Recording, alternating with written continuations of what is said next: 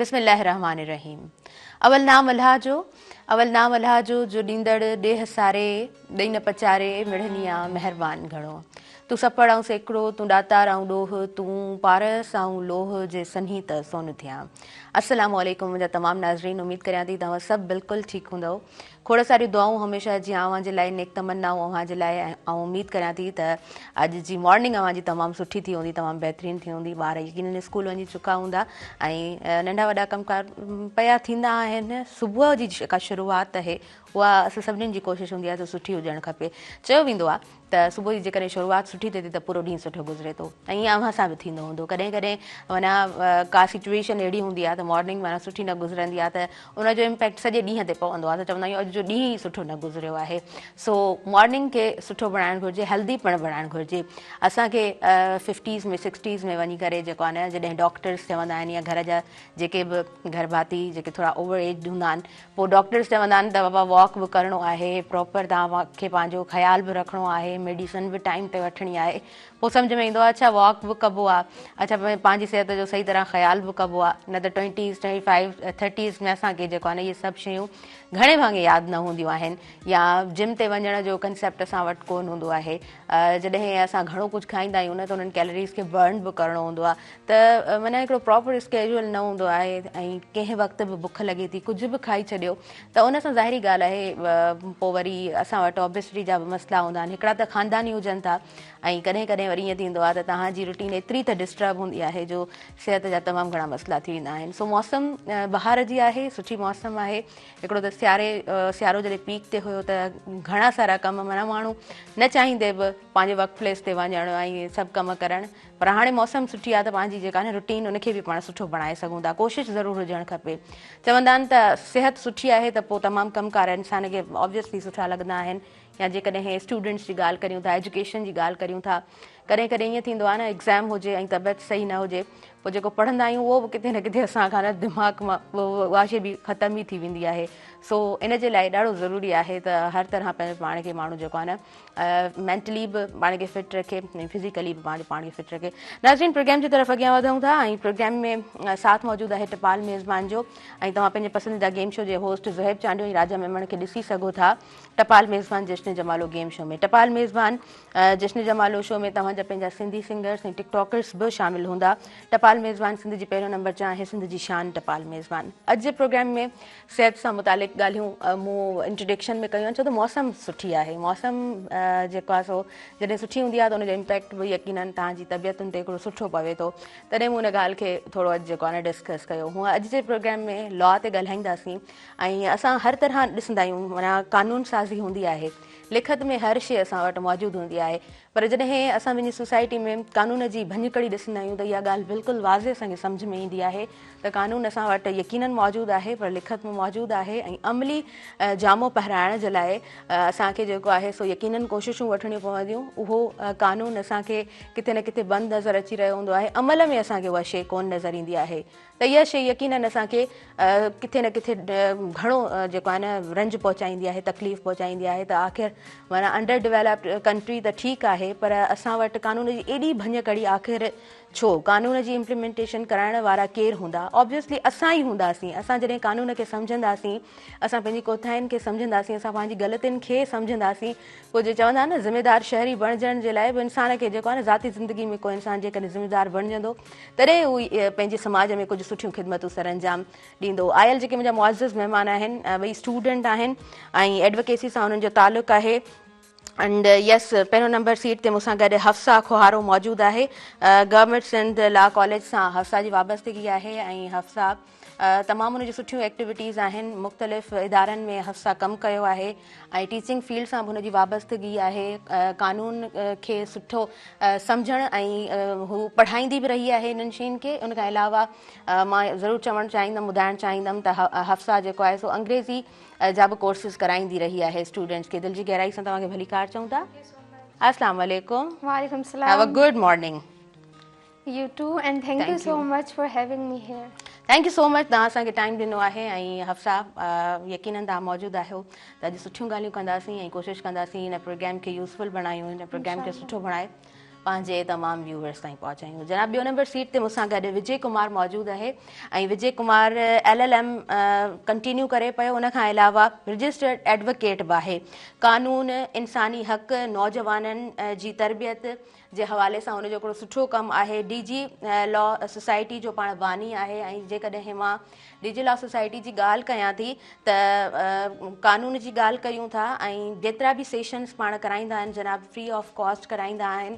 ऐं मां जॾहिं आयमि स्टूडियो ऐं थोरो जॾहिं मूं विजय सां ॻाल्हायो त मां विजय खां पुछां थी त तव्हां केतिरा सेशन्स कराया आहिनि। पंहिंजी हिमत पाण 150+ जेको आहे सो कोर्सिस कराए चुको आहे। ऐं जेकॾहिं DG लॉ सोसाइटी जी ॻाल्हि कयूं था त खोड़ सारा कोर्सिस आहिनि जेके पाण माशाल्लाह असां कराए चुका आहिनि। तमामु उन्हनि जूं सुठियूं एक्टिविटीज़ आहिनि।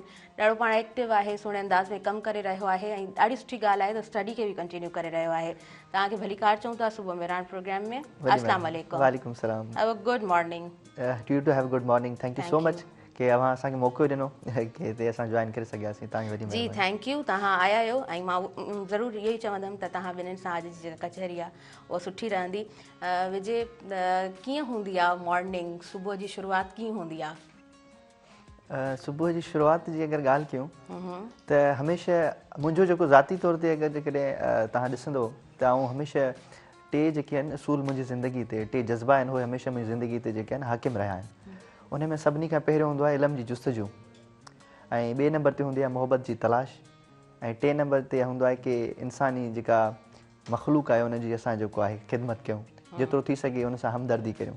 त हीअ टे जज़्बा जेके आहिनि हर नई सुबुह खे असांजे जेको आहे नए जज़्बे सां, नए मक़सद सां जेको आहे असांखे अॻियां मतिलबु उथी ऐं पंहिंजो ॾींहं खे जेको आहे भलीकार करे उन में पोइ पंहिंजो एफर्ट्स पुट करण जो मौक़ो ॾींदो आहे।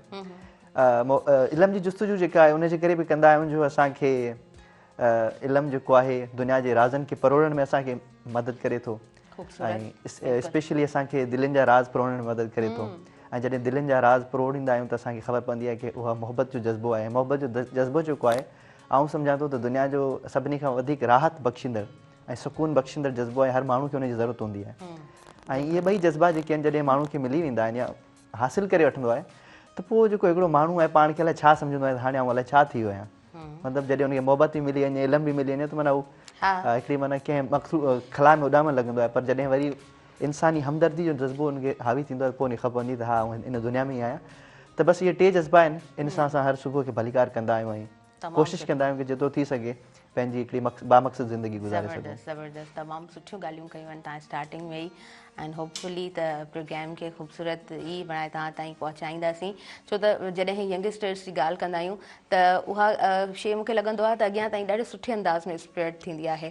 पाण सभु सोशल मीडिया यूज़ कंदड़ आहियूं, डिफरेंट प्लेटफॉर्म्स पाण यूज़ कंदड़ आहियूं। पोइ किथे बि असांखे जॻह मिलंदी आहे, किथे बि असांखे वेलकम कयो वेंदो आहे ऐं पोइ जेके क्लिप्स आहिनि इलाही असांजे यूथ मेंबर्स ताईं पहुचंदा आहिनि। यस हफ्सा, तव्हां खां बि मां पुछणु चाहींदमि, ॼाणणु चाहींदमि हफ्सा जी मॉर्निंग कीअं हूंदी आहे, केतिरी एनर्जेटिक हूंदी आहे?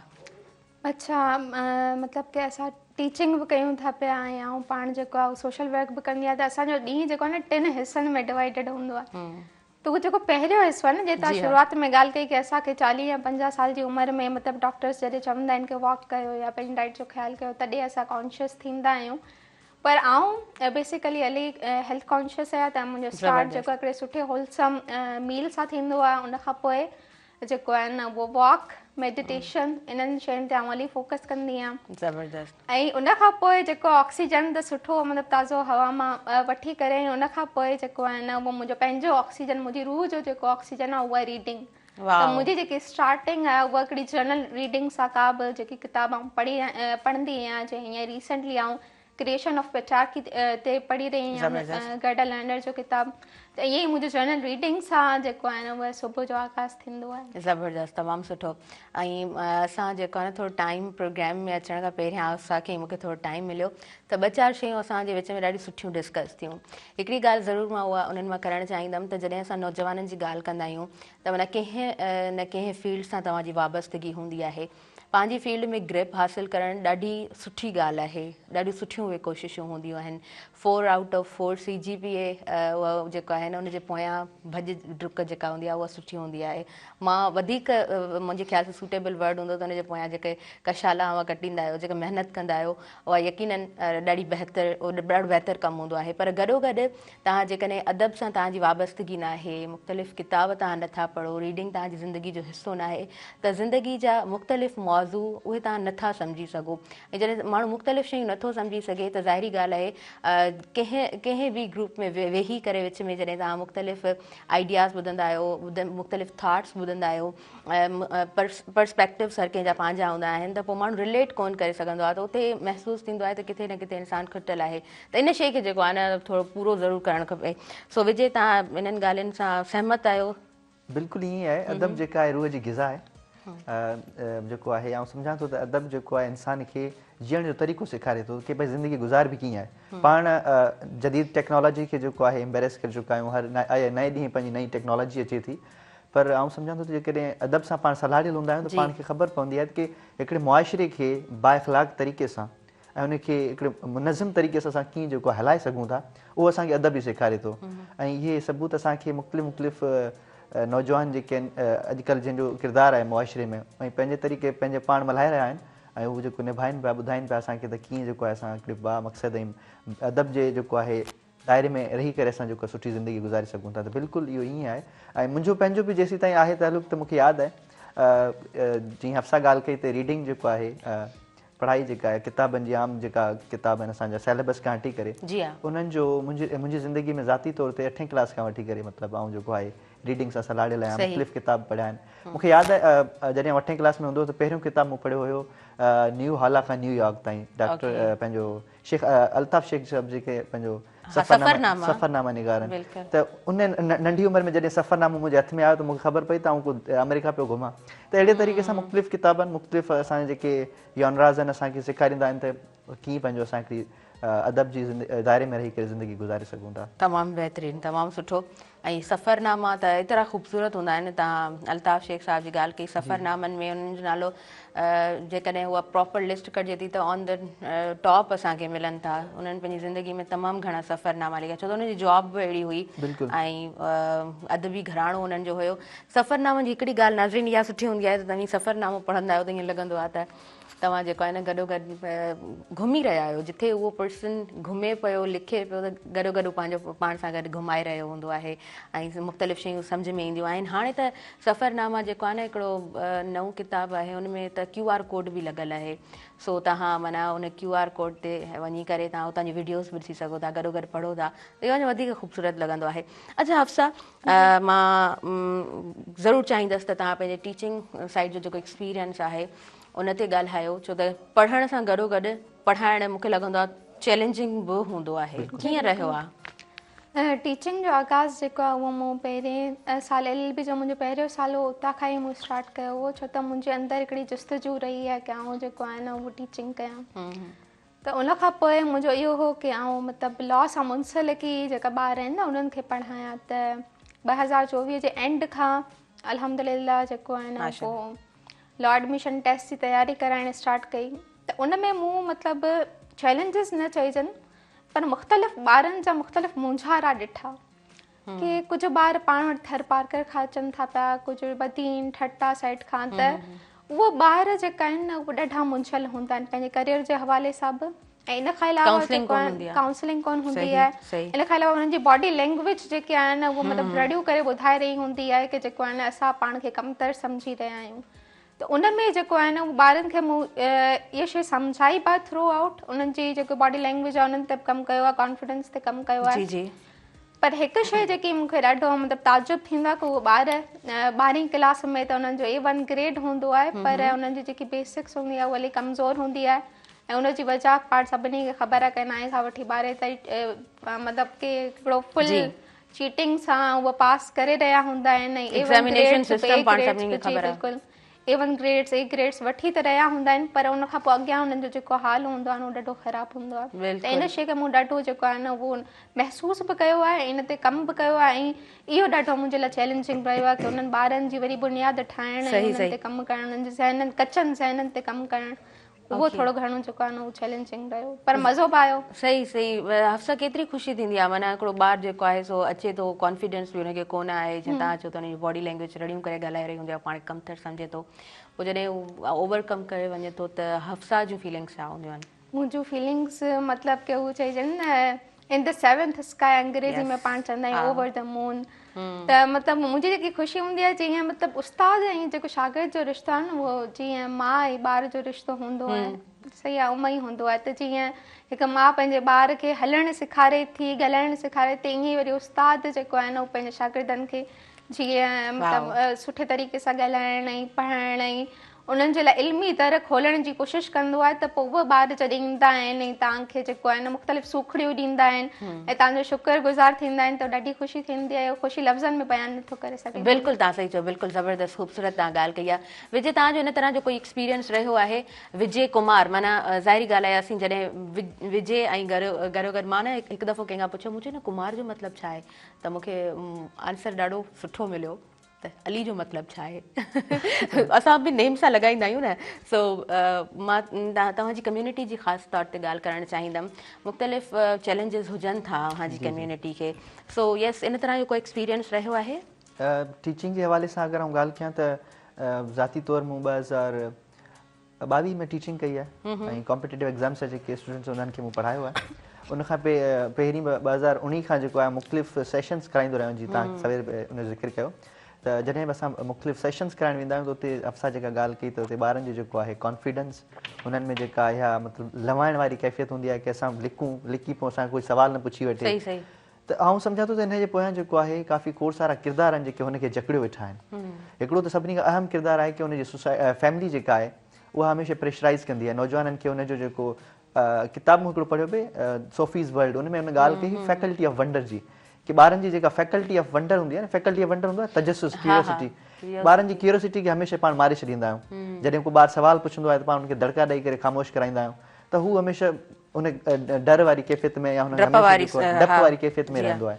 पोइ जॾहिं हू स्कूलनि में ईंदा आहिनि त साॻी तरह सां वरी उस्ताद हुनखे हिसाईंदा आहिनि त ईअं करे करे हुनजो जेको आहे मतिलबु मुख़्तलिफ़ किरदारु पंहिंजो अदा कंदे हू ॿारु जेको आहे जॾहिं हायर एजुकेशन लेवल ताईं पहुचंदो आहे तेसीं ताईं हुनजो जेको सॼो कॉन्फिडेंस जेको आहे न डिग्रेड थी वेंदो आहे मोरल डाउन थी वेंदो आहे। त आउं सम्झां थो त अहिड़े क़िस्म जो जेके चैलेंजिस आहिनि पाण इनखे ॿार खे जेको आहे जॾहिं हू सवालु पुछंदो आहे त अगरि जवाबु नथो अचे त माण्हू हुनखे ॿुधाए छॾे त भई हीउ सवालु मूंखे न आहे ख़बर या हुनखे तहक़ीक़ करे हुनखे सॉफ्टली डील करे हुनखे ॿुधाइजे त हुन सां इहो थींदो ॿार जी जेका जेको सलाहियत आहे उहा बहितर बरक़रार रहंदी। बिल्कुलु तव्हां सही चओ पिया विजय कुमार तव्हां पाण वधीक कंटिन्यू कयूं था हफ्सा कंटिन्यू कयूं था प्रोग्राम पर वक़्तु थी वियो आहे शॉर्ट कमर्शियल ब्रेक जो नाज़रीन प्रोग्राम में साथ मौजूदु आहे टपाल मेज़बान जो टपाल मेज़बान सिंध जी पहिरियों नंबर चाहे तव्हां असां सां गॾु रहिजो।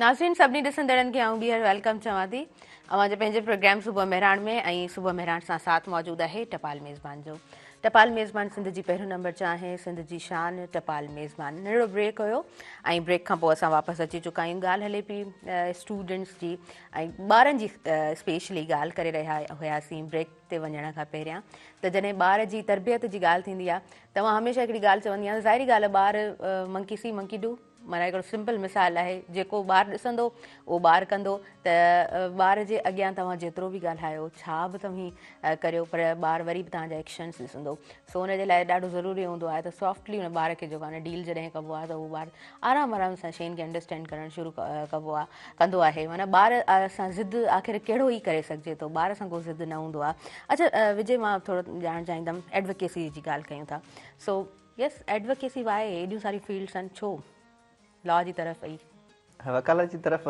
वञणु जेको आहे न ॾाढो इंट्रस्टिंग आहे मुंहिंजे लाइ ज़ाती तौर ते जॾहिं आउं 8th 9th क्लास में हूंदो हुयुसि त उन टाइम आउं तक़रीरुनि वग़ैरह में हिसो वठंदो हुयुसि स्कूल में हालांकि मुंहिंजो जेको आहे सरकारी स्कूलनि सां हमेशह वाबस्तगी रही आहे पर असां मतिलबु उते लतीफ़ शनासाई हफ़्तो मल्हाईंदा हुआसीं या मुख़्तलिफ़ प्रोग्राम थींदा त आउं उन में थोरो एक्टिवली मतिलबु पार्टिसिपेट कंदो हुयुसि त ऐं हू बि घर में जेको आहे न मुंहिंजो किरदारु ॾाढो एक्टिव हूंदो हुयो पोइ घर वारा हमेशह चवंदा त तूं असांजो वकील थींदे, माना हिकिड़ो इनडायरेक्ट हिकिड़ी इन्फ्लुएंस मुंहिंजे ज़हन में अची वियो की भई मूंखे वकील थियणो आहे। वकील थियणो। हा, त उसी त मतिलबु हिकिड़ो जीअं जनरली मज़ाक में बि वठिजे त मतिलबु मूंखे घर वारा चवंदा आहियूं, हुनखे मतिलबु चवंदो हा ठीकु आहे मां वकील थींदुसि। मतिलबु एतिरो को प्रेशर कोन हुयो की तव्हांखे इहा ई फील्ड चूज़ करणी आहे। पर जॾहिं मां फर्स्ट ईयर इंटर कई, इंटर मां इंजीनियरिंग में कई आहे, त उनखां पोइ कॾहिं सोचियो बि कोन त ॿी का फील्ड मूंखे हाणे स्विफ्ट बि करिणो आहे।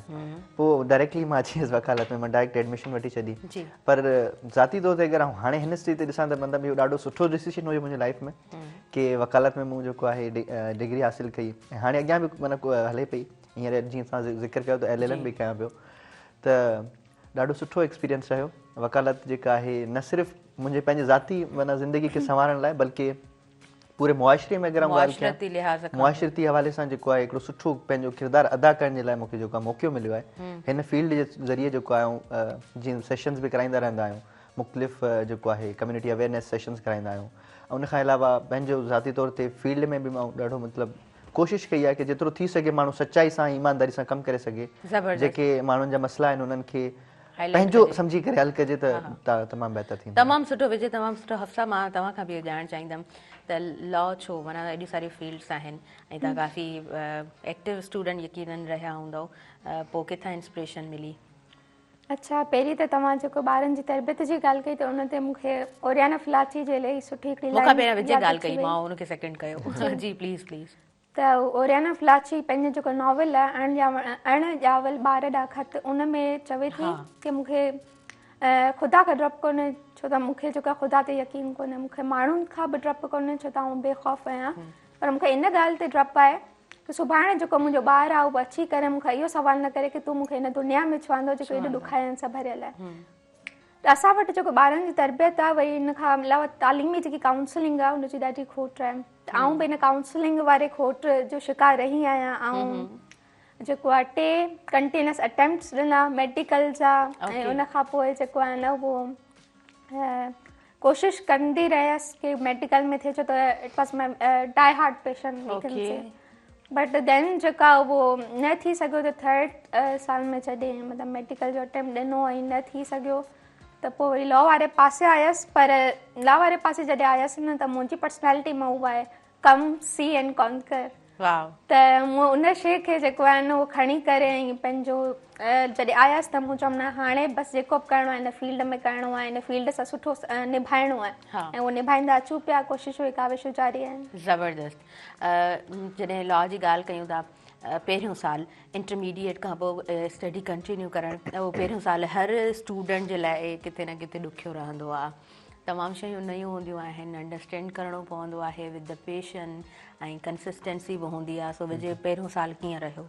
पहिरियों साल ॾाढो इंट्रस्टिंग हुयो, छो जो लॉ जी तव्हां जीअं ॻाल्हि कई त पंहिंजो लॉ अहिड़ी फील्ड आहे जंहिंमें असांखे शुरू में कॾहिं बि हुनजी का असांजी इंट्रोडक्शन कोन हूंदो आहे, छो जो इंटर ताईं पाण खे को बि लॉ जो सब्जेक्ट नथो पढ़ायो वञे। असांजे सिलेबस में मतिलबु को बि सब्जेक्ट कोन्हे। हालांकि थोरा कुझु सब्जेक्ट आहिनि जिन में थोरो ज़िक्र थींदो आहे, उहो बि मतिलबु लॉ जो डायरेक्टली न थींदो आहे, पर हुनजे लॉ जा जेके कुझु एलिमेंट्स आहिनि हुनजो थींदो आहे। जीअं सोशल स्टडीज़ पाण पढ़ंदा आहियूं, पाकिस्तान स्टडीज़ में थोरो कुझु ज़िक्र थींदो आहे।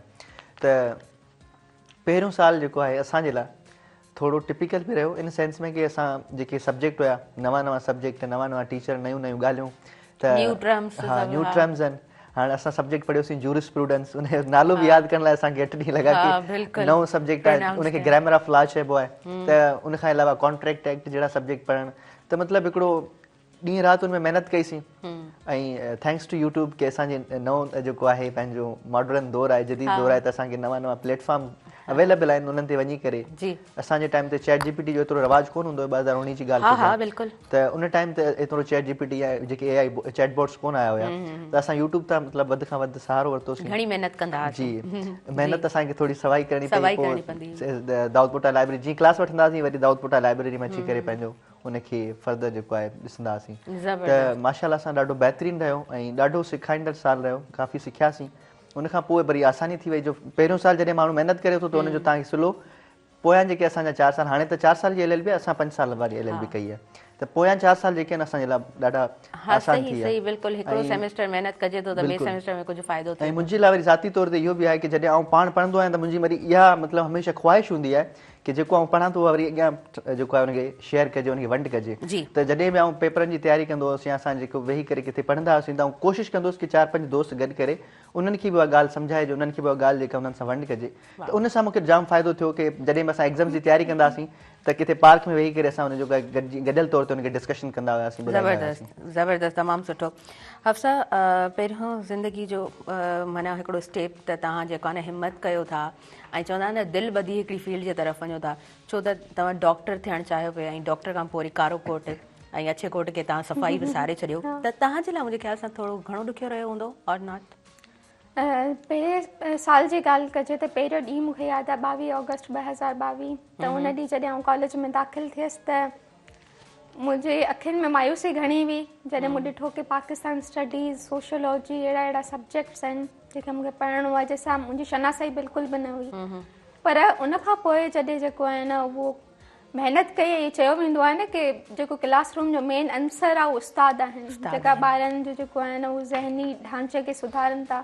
त जॾहिं आउं आयसि त असांखे अल्हम्दुलिल्लाह टीचर सुठा मिलिया ऐं उन्हनि टीचर्स असांजी ॾाढी मदद कई ऐं जेको बि लीगलीज़ ऐं लीगल लैंग्वेज हूंदी आहे उहा मुख़्तलिफ़ हूंदी आहे, it is poles apart from the literal language.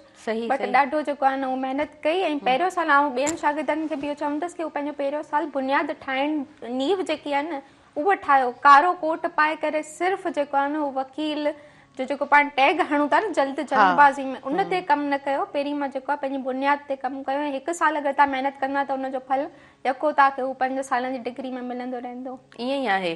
ॿियो त मूंखे ईअं बि महसूसु थींदो आहे जेतिरनि बि स्टूडेंट्स सां हिते वेही ऐं एडवोकेट्स सां मां प्रोग्राम कया आहिनि, काफ़ी सारा प्रोग्राम्स कया अथमि, त मूंखे लॻंदो आहे त LLB तव्हां में पेशेंस बि पैदा करे रही हूंदी आहे। त वैन यू आर स्टूडेंट त तव्हां एडवोकेट पाण सां गॾु पंहिंजे नाले सां कोन लॻाईंदा आहियो, तव्हांजी स्टडी पूरी थींदी आहे, तव्हां प्रैक्टिस में ईंदा आहियो, पोइ तव्हां एडवोकेट चवराईंदा आहियो। त इन जो माना मूंखे लॻंदो आहे त डायरेक्ट लिंक इन ॻाल्हि सां ई जोड़णु खपे त तव्हां महिनत ते ध्यानु ॾियो, न की उहो सेल्फी कढी कारे कोट सां तव्हां बसि हिकिड़ा वकील थी वञो था। अच्छा, हमेशह अच्छा मूंखे इहा स्टेटमेंट न ॾियणु खपे, मूंखे तव्हां खां पुछणु खपे विजय, हिकिड़ो सुठो वकील कीअं थींदो आहे, बिकॉज़ तव्हां रजिस्टर्ड आहियो न एडवोकेट? Ji please. आउं पंहिंजो पाण खे बि इन ई क़ाबिल त नथो भायां कि हिन, छो जो मुंहिंजी हाणे साल खनि थियो आहे मुंहिंजी इनरोलमेंट थी आहे, पर उन जे बावजूदि सुठो एक्सपीरियंस आउं तव्हां सां शेयर करे सघां थो कि पंहिंजो हिकिड़े सुठे वकील जो मुंहिंजी नज़र में छा एक्सपीरियंस थींदो, उहा मतिलबु बिल्कुलु एक्सपीरियंस ॿुधंदा बि त हूंदव न, ऑब्जर्व बि कंदा हूंदव। इन जे लाइ मां हिकिड़ो किताबु पढ़ियो हुयो, बीइंग ए कॉम्पिटेंट लॉयर। जी, उहो पंहिंजो असांजो चीफ जस्टिस हो हुनजो किताबु लिखियलु आहे, ॾाढो ज़बरदस्त किताबु आहे। त उन में उन्हनि ॻाल्हियूं ॾाढियूं ज़बरदस्त कयूं आहिनि ऐं आउं पाण बि उनखे मतिलबु फॉलो बि कंदो आहियां। त हिकिड़े सुठे वकील जी जेका सुठी निशानी आहिनि उहा आहे कि सभिनी खां पहिरीं त हू जेको आहे पाण पढ़ंदड़ हुजे, पढ़ंदड़ न सिर्फ़ु लॉ जो, जी सवेर पाण ॻाल्हि कई, हिकिड़े वकील जे लाइ इहा ज़रूरी हूंदो आहे कि हुन वटि हर क़िस्म जी नॉलेज हुजे। ॿिया मुख़्तलिफ़ जेके शोबा आहिनि उन्हनि में जेको आहे जेके बि असांजा उन में शोबे सां वाबस्तगी रखंदड़ माण्हू आहिनि उन्हनि वटि सिर्फ़ु उन शोबे जी ॼाण हूंदी त हली वेंदो आहे, पर हिकिड़ो वकील जेको आहे उन वटि हर शोबे जी ॼाण हुजणु ज़रूरी आहे। उनजो वजह इहा बि आहे कि जॾहिं बि असां कंहिं केस में विढ़ंदा आहियूं त असां वटि हमेशह मुख़्तलिफ़ नोयत जा केस ईंदा आहिनि, हमेशह मुख़्तलिफ़ नेचर जा क्राइम जेके आहिनि असां वटि ईंदा आहिनि। त उन में जॾहिं बि असां जज जे साम्हूं आर्गुमेंट कंदा आहियूं या जॾहिं असां क्रॉस एक्ज़ामिन कंदा आहियूं खे, त अॻे माण्हू जे असांखे लेवल ते वञी करे जेको आहे हुन खां उहे शयूं एक्सट्रैक्ट करणियूं हूंदियूं आहिनि, हुन खां पुछणियूं हूंदियूं आहिनि। त उहा जॾहिं हिकिड़े वकील खे उहा नॉलेज सुठी हूंदी, मुख़्तलिफ़ शोबनि जी नॉलेज हूंदी, तॾहिं हुन माण्हू सां कनेक्ट करे सघो। पहिरीं ॻाल्हि। ॿी ॻाल्हि आहे कि हिकिड़ो वकील जेको आहे, जेको अॼुकल्ह त सोसाइटी में हिकिड़ो असांजो ट्रेंड हली चुको आहे कि बसि नाले जे अॻियां एडवोकेट लॻी वियो या सोशल मीडिया ते तव्हां थोरा इन्फ्लुएंसर थी वियो त मतिलबु कमु हली थो वञे, पर आउं सम्झां थो त हिकिड़े सुठे वकील जी निशानी आहे त सभिनी खां पहिरीं हू कोर्ट रूम में सुठो हुजे, विदिन द जेको आहे प्रिमाइसिस ऑफ कोर्ट्स जेको आहे उहो सुठे नमूने सां पंहिंजो पाण खे कैरी करे, उन खां बाद में सोसाइटी में हुनजो जेको आहे हिकिड़ो सुठो रोल हुजे, मुख़्तलिफ़ मसइलनि ते ॻाल्हाए, मुख़्तलिफ़ मसइलनि जे बारे में आगाही रखे, ॼाण रखे। उन खां अलावा अगरि जेकॾहिं को बि अहिड़ो समाजी या इशू क्रिएट थिए थो त उन ते कानूनी माण्हुनि खे मदद करे, बजाए कि माना वेही करे उहे ॻाल्हियूं करे जेके मिसइंफॉर्मेशन ऐं डिसइंफॉर्मेशन जो हिसो हुजनि, जेके अॼुकल्ह पाण खे ॾिसण लाइ मिलनि थियूं। त आउं सम्झां थो त अॼुकल्ह दौर में जेको आहे हिकिड़े सुठे वकील जी, जीअं मां ॻाल्हि कई त जेके खूबियूं आहिनि उहे हाणे घटि थींदियूं पियूं वञनि, असां वटि जेके हाणे उहे वकील जेके आहिनि घटि थींदा पिया वञनि जिन जी ज़रूरत आहे, जेके लीगली माना हुनजी लीगल एक्यूमेंट सुठो हुजे, उन्हनि वटि मतिलबु जेको आहे नए कानूननि जी ॼाण हुजे या जेके असांजा मौजूदु कानून आहिनि उन्हनि जे बारे में ॼाण हुजे, छो जो वकील खे सभ खां अवल जेका ॼाण आहे उहा त पहिरीं उन टॉपिक जी हूंदी आहे, उन खां बाद में वरी उन जे जजमेंट्स जेके आहिनि, जेके प्रेसिडेंट्स आहिनि, जेके उन ते फ़ैसिला अची चुका आहिनि, उन ते दस्तरस हासिल हुजणु घुरिजे, त तॾहिं उहो वकील जेको आहे सुठो परफॉर्म करे सघंदो। ज़बरदस्त ज़बरदस्त विजय।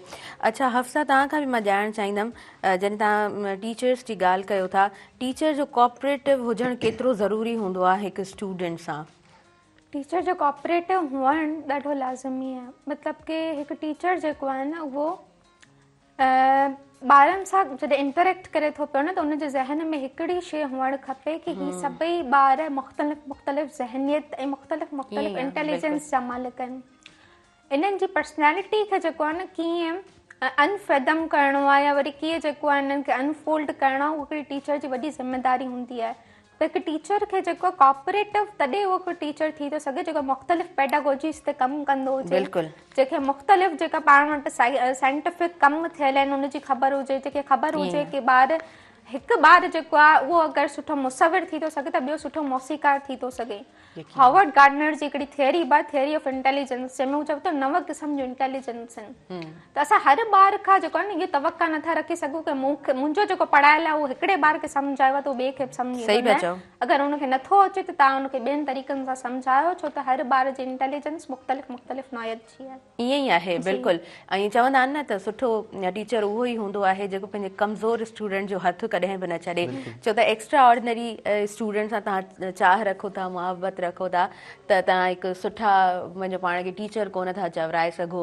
उहो ॿारु जेको उन कॉर्नर में मौजूदु आहे, जेको उन्हनि सभिनीनि ॿारनि सां वेही करे उहो पाण खे ओपरो महसूसु करे पियो, उते पाण खे फिट न पियो महसूसु करे, उन ॿार खे तव्हांखे स्ट्रॉन्ग बणाए जॾहिं तव्हां उनखे साम्हूं आणो था, तॾहिं हिकु तव्हां सुठा टीचर हूंदा आहियो। टीचर मूंखे लॻे थो ॾाढी वॾी ज़िम्मेदारी हूंदी आहे। पैगम्बरी पेशो असीं मञंदा आहियूं, उस्ताद पैगम्बरी पेशो हुजे थो। उस्ताद माउ खां वालिद खां पोइ जॾहिं तव्हां घणो कनेक्ट हूंदा आहियो त उहो टीचर सां हूंदा आहियो। हिकु टीचर तव्हांखे संवारे बि सघे थो, ऐं मां इहो बि चवंदसि त अर्श खां ज़मीन ते बि तव्हांखे उहो जेको आहे न आणे सघे थो, जेकॾहिं उहो तव्हांखे सुठे अंदाज़ में पैम्पर नथो करे, तव्हांजी उन्हनि खामियुनि ते कमु नथो करे, तव्हांखे पंहिंजनि बचनि वांगुरु ट्रीट नथो करे, त माना ईअं हूंदो अव्हांजी ज़िंदगी में बि ईअं रहियो हुजे हिकु उहो उस्ताद जेको तमामु घणो पाबो सां प्यार सां पेश ईंदो हुजे, हिकु उहो उस्ताद जेको हमेशह ई खरो रहियो हुजे। ईअं कुझु एक्सपीरियंस को रहियो आहे? अहिड़ो ख़ासि तौर ते मुंहिंजी ज़िंदगी में कोई एक्सपीरियंस को रहियो, ऐं शुक्र आहे कि सुठा टीचर्स मूंखे जाम मिलिया आहिनि। मतिलबु जंहिं बि मोड़ ते असां विया आहियूं, जॾहिं हाई स्कूल में पढ़ंदा हुआसीं त उन टाइम कुझु अहिड़ा टीचर हुया, उन टाइम इहो असांजे टाइम ते माहौल हूंदो हुयो कि क्लासिस में जेको आहे उस्ताद सख़्ती बि रखंदा हुया, मतिलबु ॿारनि खे कुटींदा बि हुया, पर अॼुकल्ह त उहो मतिलबु ख़तमु थी वियो रुझान। उन टाइम ते हूंदो हुयो त इन डप खां बि काफ़ी माना जेके ॿार हिकिड़ा त पढ़ंदा हुया, डप खां उन्हनि खे महिनत करणी पवंदी, ॿिया वरी उन डप सां के स्कूल ई अचणु छॾे ॾींदा हुया, त स्कूल ई कोन ईंदा, त मतिलबु ॿई इन जा पासा ॾिसी सघजनि था। पर जेके जिन उस्तादनि जी तव्हां ॻाल्हि कई उन्हनि जो काफ़ी मतिलबु घणो तइदादु रहियो आहे मुंहिंजी पंहिंजी ज़ाती ज़िंदगी में, कि जिन पाबो सां असांखे जेको आहे मतिलबु शफ़क़त जो हथु रखी मथे ते कि भई हीअ कमु हीअं करे सघिजे थो, त उन्हनि जो रोल ॾाढो बहितर रहियो आहे। ऐं हफ्सा वारी ॻाल्हि खे बि आउं सेकेंड कंदुसि, उस्तादनि खे ज़ाती तौर ते जेको आहे मुख़्तलिफ़ जेको आहे फील्ड जी नॉलेज हुजे, ऐं उन्हनि खे इहा ॿारनि जी जेका सलाहियत, जेकी सवेर बि मूं ॻाल्हि कई त फैकल्टी ऑफ वंडर जेका आहे न, उहा हर ॿार जी जेका उन्हनि जी तजस्सुस ऐं क्यूरियोसिटी जे लेवल ताईं वञी करे उनखे सम्झणु, पोइ उन हिसाब सां उन्हनि खे गाइड करणु, उन्हनि खे ट्रीट करणु, त उहा जेका आहे पोइ अॻियां जेको आहे न ॿार खे उस्ताद सां हिकिड़ो सुठो रिश्तो बनाइण में मदद करे। आमिर खान वारी उहा ई ॻाल्हि, अपने कमज़ोर स्टूडेंट्स का हाथ नहीं छोड़ता।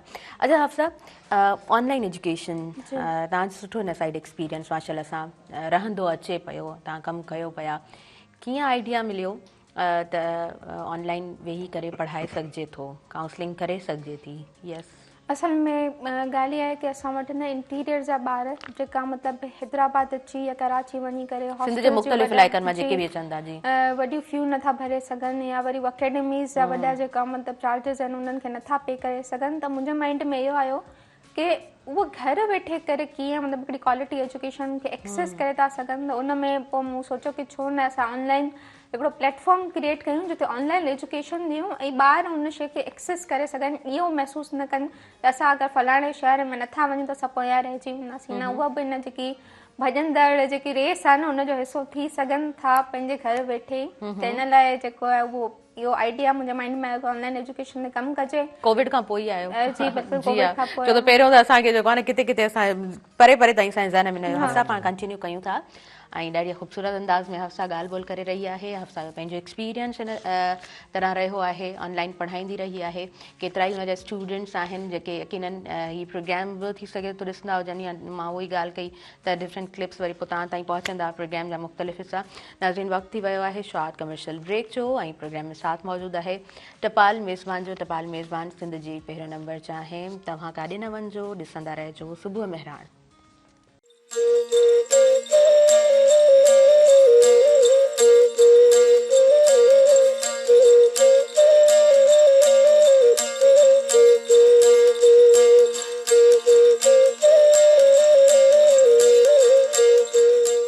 नाज़रीन, सभिनी ॾिसंदड़नि खे आऊं ॿीहर भली कार चवां थी अवां जे पंहिंजे प्रोग्राम सुबुह मेहरान में।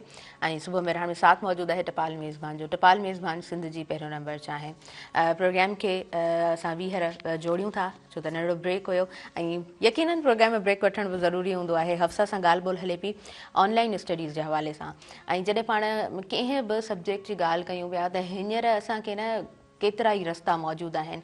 ऐं मां थोरो सोचींदी आहियां त असांजा जेके इंटेलेक्चुअल्स आहिनि जिन एतिरी महिनत कई आहे, उन दौर में असां वटि यूट्यूब कोन हुयो, उन दौर में असां वटि एंड्रॉइड फ़ोन कोन हूंदा हुया। लाइब्रेरीज़ में वेही करे मुशाहिदो करिणो पवंदो, मुतालियो करिणो पवंदो, केतिरा केतिरा किताब पढ़णा पवंदा हुआ।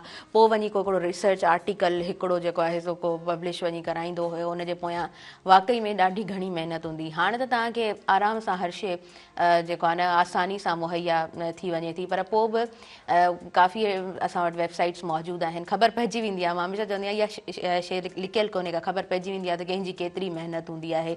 So yes Hafsa, online study मूंखे लॻंदो आहे घर में वेही करे पढ़णु किथे न किथे उहो बि ॾुखियो हूंदो आहे, छो त जॾहिं तव्हां उहो फिज़िकल क्लास वञी अटेंड कयो था उनजो हिकिड़ो पंहिंजो मज़ो हूंदो आहे। तव्हांजो एक्सपीरियंस भला कीअं रहियो आहे पढ़ाईंदे?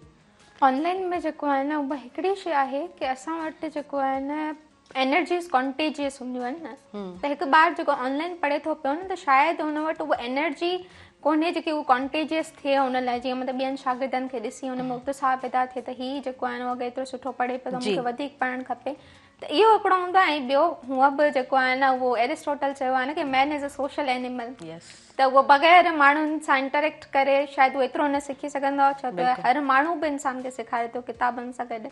त थोरो घणो मुश्किलात थींदियूं आहिनि, पर जेको आहे न कोशिशि हूंदी आहे की उन्हनि ॿारनि सां इंटरेक्शन एतिरो सुठो रखिजे, बॉन्ड एतिरो स्ट्रॉन्ग रखिजे की उहे पंहिंजा ज़ाती मसइला बि पंहिंजा ॿुधाईंदा आहिनि। ऐं उन्हनि सां मुश्किल जेको आहे न उहो वक़्तु गुज़री रहियो हूंदो आहे। जीअं असां वटि छोकिरियूं आहिनि जेको न्याणियूं आहिनि, त उन्हनि जा वालिदैन चाहींदा आहिनि की घर वेठे ई थोरो घणो इल्मु पिराए वठनि, बाक़ी ॿाहिरि न वञनि, छो त ॿिए के शहर में वञी हॉस्टल्स में रहण, त इन ते जेको आहे उहो वालिदैन जो एतमाद एतिरो न मज़बूत हूंदो आहे, त इन वजह सां पोइ उहे मजबूर हूंदा आहिनि ऑनलाइन पंहिंजो जेको एजुकेशन खे कंटिन्यू करण लाइ। पर कोशिशि हूंदी आहे की उन्हनि सां सुठी खां सुठी जेका बॉन्डिंग रखिजे ताकी उहे पंहिंजा मुख़्तलिफ़ मसइला मसाइल बि असां सां शेयर करे सघनि। तमामु सुठो, तमामु सुठो। इहा ॻाल्हि तव्हां बिल्कुलु सही चई त असां जॾहिं सिर्फ़ु सिंध जी ॻाल्हि कयूं था, मुख़्तलिफ़ इलाइक़नि जी ॻोठनि जी असीं ॻाल्हि कयूं था, त अॼु ॾींहं ताईं इंटरमीडिएट खां पोइ या मैट्रिक क्लास खां पोइ तव्हांखे स्टडी कंटिन्यू करण जी इजाज़त कोन मिलंदी आहे। काफ़ी सारा रीज़न्स हूंदा आहिनि, उन हिकु हिकु रीज़न ते त ॻाल्हाइजे त असांखे घणो टाइम घुरिजे, पर चवण जो मक़सदु त असां जॾहिं शहरी ज़िंदगी में ॾिसंदा आहियूं को न को कहिड़ो अहिड़ो केस असांजे साम्हूं अची वेंदो आहे जंहिंखे ॾिसंदे पोइ थोरो जेकॾहिं सोचबो आहे। उहे माण्हू जेके ॻोठनि जी तरफ़ रहनि था त पोइ उहे पंहिंजे बचनि जे लाइ घणा कॉन्शियस रहनि था, उहे एतमाद नथा जोड़े सघनि, त उनजे पोयां तमामु घणा रीज़न्स बि हूंदा आहिनि जिन खे बि कॾहिं कॾहिं वेही सोचबो आहे, तमामु घणो ॾुख थींदो आहे। पर हिकिड़ी ॻाल्हि सुठी आहे तमामु, त तव्हां ऑनलाइन वेही करे बि सिखी सघो था, तव्हां ऑनलाइन वेही करे बि अर्निंग करे सघो था। मां पहिरीं बि चई चुकमि त असां वटि घणा सारा रस्ता हिन वक़्तु मौजूदु आहिनि एज़ कम्पेयर टू उहो थोरो पुराणो टाइम जॾहिं यादि कयूं था, उन सां जेकॾहिं जोड़ियूं था हिन वक़्त खे, त हिन वक़्तु यकीनन केतिरा ई मौक़ा असां वटि मौजूदु आहिनि। विजय, तव्हां खां मां पुछणु चाहींदमि, तव्हां यूट्यूब जी ॻाल्हि कई, पर वरी चवंदा आहिनि त हिकिड़ो सुठो उस्ताद ई हूंदो आहे। को अहिड़ो उस्ताद जंहिंसां हमेशह ई कॉन्टेक्ट में रहंदा हुजो, जंहिंसां हमेशह ई तव्हां पंहिंजो को मसइलो शेयर कंदा हुजो, कंहिं उस्ताद खे यादि करणु चाहींदव? उस्तादनि में सभिनी खां जेके महान उस्ताद मुंहिंजा आहिनि उहे त मुंहिंजा वालिदैन आहिनि। माशाअल्लाह। मुंहिंजी मदर ऐं मुंहिंजो फादर आहिनि, उहे हालांकि पढ़ियल त कोन आहिनि पाण, बाबा जी सिर्फ़ु 5 क्लास तइलीम आहे ऐं मुंहिंजी अमर जेका उहा बिल्कुलु बि पढ़ियल न आहे। पर मुंहिंजो जेको ज़ाती तौर ते मतिलबु अगरि जेकॾहिं ज़िंदगी जे तौर ते जेकॾहिं उस्ताद कंहिंखे मञंदो आहे, मुंहिंजो वॾो भाउ आहे, उन्हनि हमेशह मूंखे सेखारियो आहे, अदा रमेश कुमार। उन्हनि हमेशह मतिलबु मुख़्तलिफ़ मोड़ ते मुंहिंजी मदद कई आहे हमेशह जिते जिते फासंदो आहियां त उहे ॿुधाईंदा आहिनि त हीउ फ़ैसिलो हीअं वठिजे। आउं सम्झंदो आहियां त मुंहिंजी ज़िंदगी में मुख़्तलिफ़ उस्तादनि जो किरदारु आहे। मतिलबु ओवरऑल अगरि जेकी ज़िंदगी जे हवाले सां ॿुधाइनि त मुंहिंजा वालिदीन ऐं मुंहिंजो ब्रदर आहे। जी जी बाक़ी अगरि जेकॾहिं मतिलबु हर फील्ड जे हवाले सां अगरि आउं सोशल वर्क या सोशल डेवलपमेंट सेक्टर में मूं जॾहिं कमु कयो त मुख़्तलिफ़ इदारनि सां गॾु जुड़ण में उन्हनि में त उन में मुंहिंजी उस्ताद जेका आहे मुंहिंजी अदी आहे, जया जगी नालो आहे हुनजो, इस्लामाबाद सां तालुक़ु आहे हुननि जो। त हमेशह हुननि मूंखे गाइड कयो आहे। अगरि जेकॾहिं वरी पंहिंजो वकालत जी फील्ड में अचूं त वकालत में मुंहिंजा मुख़्तलिफ़ उस्ताद आहिनि, त उन्हनि हमेशह सेखारियो आहे मूंखे। ऐं अहिड़े तरीक़े सां हर फील्ड में हिकिड़ो न हिकिड़ो आउं सम्झंदो आहियां त उस्ताद या मेंटोर जेके पाण चऊं त उहो रखणु नौजवाननि जे लाइ ॾाढो ज़रूरी आहे। त उहे तव्हांखे गाइड कंदा आहिनि, छो जो आए ॾींहुं तव्हां मुख़्तलिफ़ मसइलनि जो शिकार बणिजंदा आहियो त पोइ उते तव्हांखे जॾहिं फासंदो आहे माण्हू त पोइ उते कंहिंखां मदद वठणु या कंहिंखां हेल्प वठणु जेको तव्हांजो सीनियर हुजे त उहो ॾाढो ज़रूरी हूंदो आहे। त मुंहिंजा माना इन हिसाब सां ॾाढा उस्ताद रहिया आहिनि। वकालत जी फील्ड में मुंहिंजो साईं सदाशाह साहिबु जेको आहे हुननि सां गॾु मूं ॾाढो सुठो एक्सपीरियंस रहियो आहे। हुननि सां मूं जेको आहे पंहिंजो रिसर्च पेपर बि लिखियो आहे। हा, रिसर्च पेपर बि मूं हुननि सां गॾु हिकिड़ो जेको पब्लिश करायो आहे।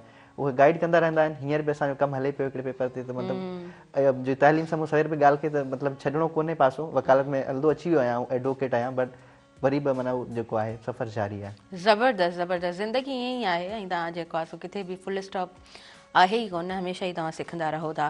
बसि चवंदा आहिनि न जिते विल हूंदी आहे त पोइ उते हिकिड़ो रस्तो ज़रूरु मौजूदु हूंदो आहे। सरदार अली शाह साहिब जी तव्हां ॻाल्हि कई आहे, तमामु सुठा, तमामु ख़ूबसूरत इंसान, ऐं आई गेस PhD उन्हनि जी थियल आहे। जी, लॉ में PhD उन्हनि जी थियल आहे। तमामु तमामु सुठा इंसान आहिनि। हिते वेही विया आहिनि सर, 2 दफ़ा मां उन्हनि सां प्रोग्राम कंडक्ट करे चुकी आहियां। यस हफ्सा, तव्हां बि ज़िक्र करे सघो था पंहिंजे उस्तादनि जो, ख़ूबसूरत उस्ताद जिन हमेशह ई सुठो साथ ॾिनो आहे, प्लीज़। उस्तादनि जी जॾहिं ॻाल्हि अचे थी न त हिकिड़ो अमेरिका में थी हुई रिसर्च थी हुई कि पाइगमेलियन इफेक्ट जेके चयो वञे थो, त क्लासरूम में जिन ॿारनि खे एप्रिशिएट उस्ताद कंदो हो न त उन्हनि ॿारनि जी परफॉर्मेंस वधीक सुठी हूंदी आहे। ऐं जिन खे जेको डीमोरलाइज़ कंदो त उन्हनि जो मोरल डाउन थी वेंदो, उन्हनि जी परफॉर्मेंस जेकी किरियल हूंदी उहा अञा बि पोइते हली वेंदी हुई। त ईअं ई आउं बि हिकु मतिलबु जॾहिं लॉ जी फील्ड में आयसि त हले हिसा आयल ऐं मतिलबु सफ़ाई जेको आहे हिकु टिजड़ी ॿार जीअं शागिर्द हुअसि जंहिंखे कुझु बि ख़बर न हुई, त उन पाइगमेलियन इफेक्ट खे जेको आहे न उजागर करण में सर वक़ार अहमद शेख जेको मुंहिंजो जेको आहे अंग्रेज़ी जो उस्ताद हुओ, उन ॾाढो हिकिड़ो अहम किरदारु अदा कयो। ऐं उन्हनि मूंखे जेको आहे उहो थ्रू आउट चयो कि तव्हां मेली पोटेंशियल आहे, तव्हां मुख़्तलिफ़ शयुनि में कमु करे था सघो। अगरि आउं अॼु होस्टिंग कंदी आहियां सुठी त उहा बि उन्हनि जी वजह सां, सुठी टीचिंग आहे त उहा बि उन्हनि जी वजह सां। त उन्हनि मूंखे ॾाढो एप्रिशिएट कयईं। उन्हनि जो सुठो किरदारु आहे ऐं अञा ताईं आहे, मतिलबु उन्हनि जो कंटिन्यू आहे ऐं उहे मूंखे हमेशह एप्रिशिएट कंदा आहिनि जेको मुंहिंजो इनिशिएटिव हूंदो आहे। सुठा उस्ताद त हमेशह ई कनेक्टेड रहंदा आहिनि। अच्छा, मूंखे इहा ख़बर कोन्हे त हफ्सा सुठी होस्ट बि आहे। हफ्सा होस्टिंग जो कीअं एक्सपीरियंस रहियो आहे, स्टेज खे कीअं संभालींदा आहियो? माना एजेंडा तव्हांखे मिली वेंदो आहे, पर एट अ टाइम जेके उते स्टेज ते मौजूदु हूंदा आहियो ऐं जेके तब्दीलियूं थी रहियूं हूंदियूं आहिनि, ऑडियंस कॾहिं वधी वेंदी आहे त मैनेज करणु थोरो चैलेंज ज़रूरु हुजे थो। जी बिल्कुलु ईअं हूंदो आहे, पर असल में जेको आहे न उहो जॾहिं माण्हू कंहिं बि शइ खे स्टार्ट करे थो त स्टार्टिंग में तव्हां भले ई ज़्यादा जेको आहे न उहा क्राउड खे संभालण में थींदी हुअसि, केॾी महिल जेको आहे न उहो हेजिटेट थी वेंदी हुअसि, पर आहिस्ता आहिस्ता जॾहिं तव्हां क्राउड जी मेंटेलिटी सम्झो था न कि हिते ऑडियंस बोर थी सघे, हिते ऑडियंस जो ध्यानु ॿिए हंधि वञी सघे थो, त उते मुख़्तलिफ़ शयूं, मुख़्तलिफ़ कोट्स आहिनि, मुख़्तलिफ़ कहाणियूं उन्हनि खे ऐड करे उन्हनि जो ध्यानु पाण ॾांहुं छिकणु जेको आहे न उहो हिकिड़ो आर्ट आहे ऐं उन आर्ट ते आहिस्ता आहिस्ता कमांड ईंदी आहे ऐं अञा ताईं हले थो पियो सिखण जो प्रोसेस। ज़बरदस्त, तमामु सुठो, तमामु बहितरीनु। कॾहिं कॾहिं वरी ईअं थींदो आहे त तव्हां घणी सारी ऑडियंस हुजे ऐं कंटिन्यूअसली तव्हां उन्हनि जो माइंड डाइवर्ट कंदा हुजो, उते 5 मिंटनि जी जेका ख़ामोशी हूंदी आहे न उहा कमाल जो कमु कंदी आहे। माना ऑडियंस जेको आहे न सफ़ा शांति थी वेंदी आहे ऐं ॿीहर वरी तव्हां जॾहिं परफॉर्मर्स जेके हुजनि था उन्हनि खे अनाउंस कयो था त माना हिकिड़ो ज़बरदस्त कमु थी वेंदो आहे। वेल, स्टेज जो हिकिड़ो पंहिंजो एक्सपीरियंस हूंदो आहे, स्टूडियो जो पंहिंजो एक्सपीरियंस हूंदो आहे, हर कम जो पंहिंजो एक्सपीरियंस हुजे थो। यस विजय कुमार, किताबनि सां टच में रहो था, पोइट्री वणंदी आहे? बिल्कुलु पोइट्री वणंदी आहे। ऐं पंहिंजो शाह अब्दुल लतीफ़ विटाई जो बि वधि कंदो रहंदो आहियां ऐं हमेशह उस्ताद रहिया आहिनि उहे बि इनडायरेक्टली। माना अगरि जिक्र चवां त शाह अब्दुल लतीफ़ जो जेको रिसालो आहे उहो बि मुंहिंजो हिकिड़ो उस्ताद आहे, उते उन सां काफ़ी घणो कुझु शयूं सिखियूं आहिनि ऐं हमेशह जॾहिं बि टाइम मिलंदो आहे त ज़रूरु टाइम कढी करे हुनखे पढ़ंदा बि रहंदा आहियूं। उनखां अलावा बि काफ़ी खोड़ सारा शाइर आहिनि, जीअं शेख हयाज़ आहे, उर्दू में अगरि तव्हां ॾिसो त फैज़ अमन फैज़ आहे, ऐं काफ़ी खोड़ सारा शाइर आहिनि। हाँ बिल्कुलु। अच्छा, जॾहिं यूथ मेंबर्स प्रोग्राम में मौजूदु हूंदा आहिनि, स्टूडेंट्स मौजूदु हूंदा आहिनि ऐं हू जॾहिं किताबनि जूं ॻाल्हियूं कंदा आहिनि त मूंखे उन्हनि सां इंटरेक्ट कंदे अञा वधीक सुठो लॻंदो आहे। ऐं ईअं लॻंदो आहे त दिलि वटां ॻाल्हियूं आहिनि। शाब्द लतीफ़ भटाई जो तव्हां ज़िक्र कयो, ज़िंदगी जो को अहिड़ो एस्पेक्ट न आहे जिन ते उन्हनि जो को बैत असांखे न मिलंदो हुजे। ऐं मुंहिंजे प्रोग्राम जी इहा बि ख़ूबी हूंदी आहे त जॾहिं किताबनि जूं ॻाल्हियूं थींदियूं आहिनि त का न का पोइट्री मां ज़रूरु ॿुधंदी आहियां। तव्हां ॿुधाइणु चाहींदव या बाद में ॿुधूं? ज़रूरु ज़रूरु। तव्हां ऐं पाण बि कंहिं दौर में लिखंदो हुयुसि, 2020-21 जो दौरु हुयो जंहिंमें मतिलबु काफ़ी शायरियूं मूं जेको आहे नज़म लिखिया, मूं गज़ल लिखिया, पर उहे सॼा जेको आहे असांजा हमेशह जेको आहे पंहिंजे फील्ड सां जेको आहे मुंसलिक हुया।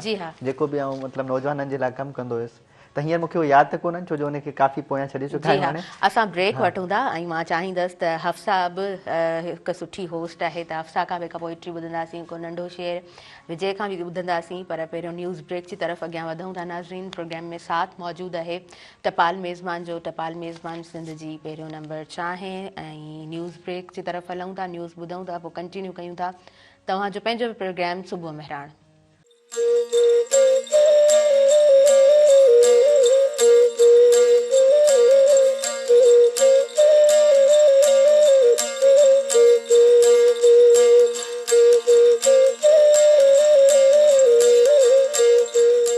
नाज़रीन, सभिनी ॾिसंदड़नि खे ॿीहर वेलकम चवां थी अवांजे पंहिंजे प्रोग्राम सुबुह मेहरान में। न्यूज़ ब्रेक खां पोइ वापसि अची चुका आहियूं। प्रोग्राम में स्पॉन्सरशिप मौजूदु आहे टपाल मेज़बान जी।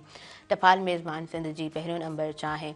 लाल शहबाज़ कलंदर जे मेले जो ज़िक्र पोयनि प्रोग्राम्स में थी चुको आहे।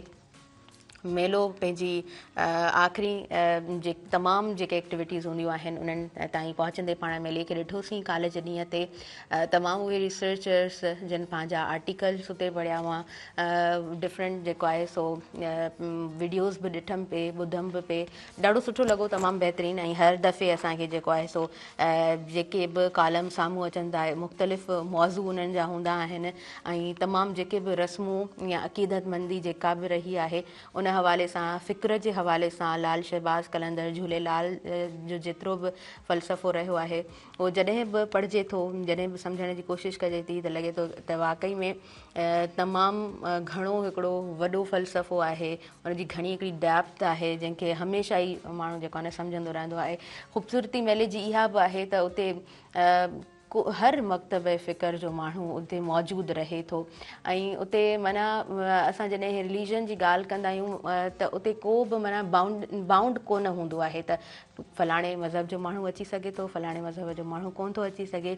झूलेलाल जा नारा तव्हां हमेशह ॿुधंदा आहियो, तव्हां गुज़रंदे कॾहिं किथे शॉप ते मथे पढ़ी वठंदा आहियो झूलेलाल, त माना अक़ीदतमंदी जेका आहे न उहा कमाल जी हूंदी आहे।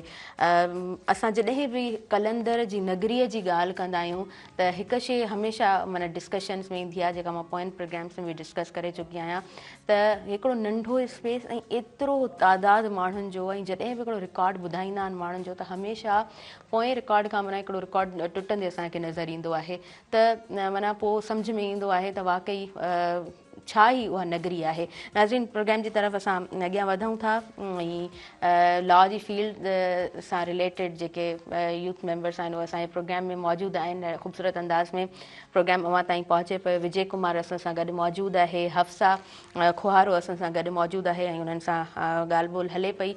सो यस हफ्सा, किताब पढ़णु माना अॼु जे दौर में चयो वेंदो आहे त औखो कमु आहे, थोरो ॾुखियो कमु आहे, छो त तव्हां जेको आहे सो जंहिं बि फील्ड सां तव्हांजी वाबस्तगी आहे सिलेबस ई एॾो हूंदो आहे। तव्हांखे हर चौथे महीने त वरी तव्हांखे पेपर में विहणो हूंदो आहे, उन खां पोइ तमामु एक्टिविटीज़। पोइ किताब खे कीअं भला टाइम ॾींदा आहियो? किताबनि खे टाइम इहो हूंदो आहे की जॾहिं तव्हां आहिस्ता आहिस्ता पंहिंजा अटेंशन स्पेन वधायो था न, अॼु जे दौर में वाक़ई में तव्हां सुठी ॻाल्हि कई कि असांजो अटेंशन स्पेन गोल्ड फिश जेतिरो आहे, मतिलबु 9 सेकेंड्स खां वधीक फोकस नथा करे सघूं। पर जॾहिं तव्हां किताबनि सां लाॻापियल रहो था न त पोइ तव्हांखे किताब हिकिड़ी एडिक्शन थी वेंदी आहे, हिकु नशे वांगुरु हूंदी आहे। ऐं पोइ मतिलबु तव्हांजो हथु जेको आहे न कॾहिं बि किताब खां ख़ाली न हूंदो आहे। त मुंहिंजो बि इहो रहियो आहे की पंहिंजी एकेडमिक्स सां गॾु को न को किताब आउं खणंदी आहियां ऐं उनखे कंटिन्यू कंदी आहियां पंहिंजे जॉनरा जे मुताबिक़। त इहो आहे की किताब जेको आहे न तव्हांजी पर्सनैलिटी खे हिकिड़ो 180 डिग्री ऑपोज़िट जेको आहे न उहो रुख ॾियनि था। एतिरी सुठी पर्सनैलिटी तव्हांजी काव थिए थी त उहा अकेडमिक्स त तव्हां हिकिड़ी फील्ड ते कमु था कयो न, पर जॾहिं तव्हां किताब पढ़ो त तव्हांखे साइकोलॉजी जी बि ख़बर पए थी, तव्हांखे सोशियोलॉजी जी बि ख़बर पवे थी, तव्हांखे जिन्स जी बि ख़बर पवे थी पई, तव्हांखे मुख़्तलिफ़ जेका मरहला आहिनि, जेका मुख़्तलिफ़ तज़ाद आहिनि, समाजी तज़ाद, त उन्हनि जे बारे में ख़बर पए थी कि इहे किथां उभरनि था, इन्हनि जे पोयां वजूहात छा आहिनि। त किताबनि खे टाइम ॾियण त मतिलबु कि जेको आहे न उहो किथां न किथां निकिरी ईंदो आहे टाइम, जॾहिं तव्हां कुझु करण ते ईंदा त करे ई ॾींदा। तव्हां चयो न एडिक्शन, त पोइ उहा आदत जेका हूंदी आहे न उहा मजबूर करे छॾींदी आहे इंसान खे। पत्थरनि जे दौर खां अॼु ताईं जेको जदीद दौर आहे उहो माना चेंज हमेशह चवंदा आहियूं न परमानेंट आहे, उहा तब्दीली आहे, पर वक़्त सां गॾु शयूं कीअं तब्दील थियनि थियूं, तारीख़ जो हिसो कीअं बणजनि थियूं। छो त तव्हां जॾहिं अदब जी ॻाल्हि कंदा आहियो त तव्हांखे मुख़्तलिफ़ मौज़ू मिलंदा आहिनि, पोइ जंहिं मौज़ू ते तव्हांजो इंट्रस्ट हुजे या इंट्रस्ट नवीं डिवेलप करियो त पोइ तव्हां सुठे अंदाज़ में पढ़ंदा आहियो। तारीख़ जो मौज़ू हिकिड़ो हसास मौज़ू आहे, पर ॾाढो ख़ूबसूरत आहे। जॾहिं तव्हां पढ़ो था पोइ क्यूरियोसिटी बि वधंदी वेंदी आहे ऐं तव्हां ॼाणण बि चाहींदा आहियो। तव्हांखे जॾहिं विज़िट करण जो मौक़ो मिलंदो आहे त अञा चाह वधी वेंदो आहे, अञा तव्हां पढ़णु चाहींदा आहियो।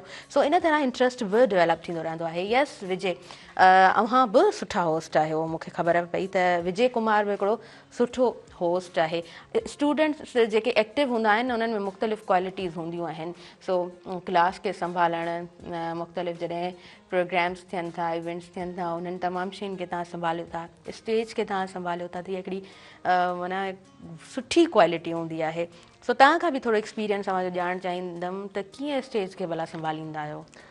जेसीं ताईं ॻाल्हि स्टेज खे संभालण जी आहे जी जी, त उनजे लाइ सभिनी खां पहिरीं तव्हांजी जेका आहे प्रिपरेशन मैटर कंदी आहे कि तव्हां माइंड मतिलबु तव्हांजे ज़हन में हिकिड़ो खाको ठहियलु हूंदो आहे कि मूंखे पूरे स्टेज खे कीअं ठाहिणो हूंदो आहे, कीअं शुरू करिणो आहे, कीअं ख़तमु करिणो आहे। मतिलबु हिकिड़ो तव्हां खाको ठाहींदा, सभिनी खां पहिरीं तव्हांजो स्ट्रक्चर जेको आहे न उनजो ठहियलु हुजे कि प्रोग्राम खे कीअं शुरू करिणो आहे, किथे किथे कहिड़ियूं शयूं हूंदियूं, उन खां पोइ किथे कीअं ख़तमु करिणो आहे। पहिरीं ॻाल्हि त तव्हांजी पंहिंजी जेका प्लानिंग आहे उहा आहे। सेकेंडली तव्हांजी जेका नीड ऑफ द ऑडियंस जेका आहे, जेका तव्हांजो हुते हाणे फॉर इंस्टेंस अगरि जेकॾहिं डॉक्टर वेठा आहिनि त उन हिसाब सां तव्हांखे प्रोग्राम खे अॻियां प्रोसीड करिणो आहे। अगरि जेकॾहिं लॉ स्टूडेंट्स आहिनि या लॉयर्स वेठा आहिनि त उन्हनि खे उन हिसाब सां प्रोसीड करिणो आहे, या सोशल साइंसिस जा जेके स्टूडेंट्स आहिनि। छो जो अक्सर करे असां जेके प्रोग्राम होस्ट कंदा आहियूं त मतिलबु असांजा तइलीमी वर्कशॉप हूंदा आहिनि या जेके बि एकेडमिक प्रोग्राम्स हूंदा आहिनि।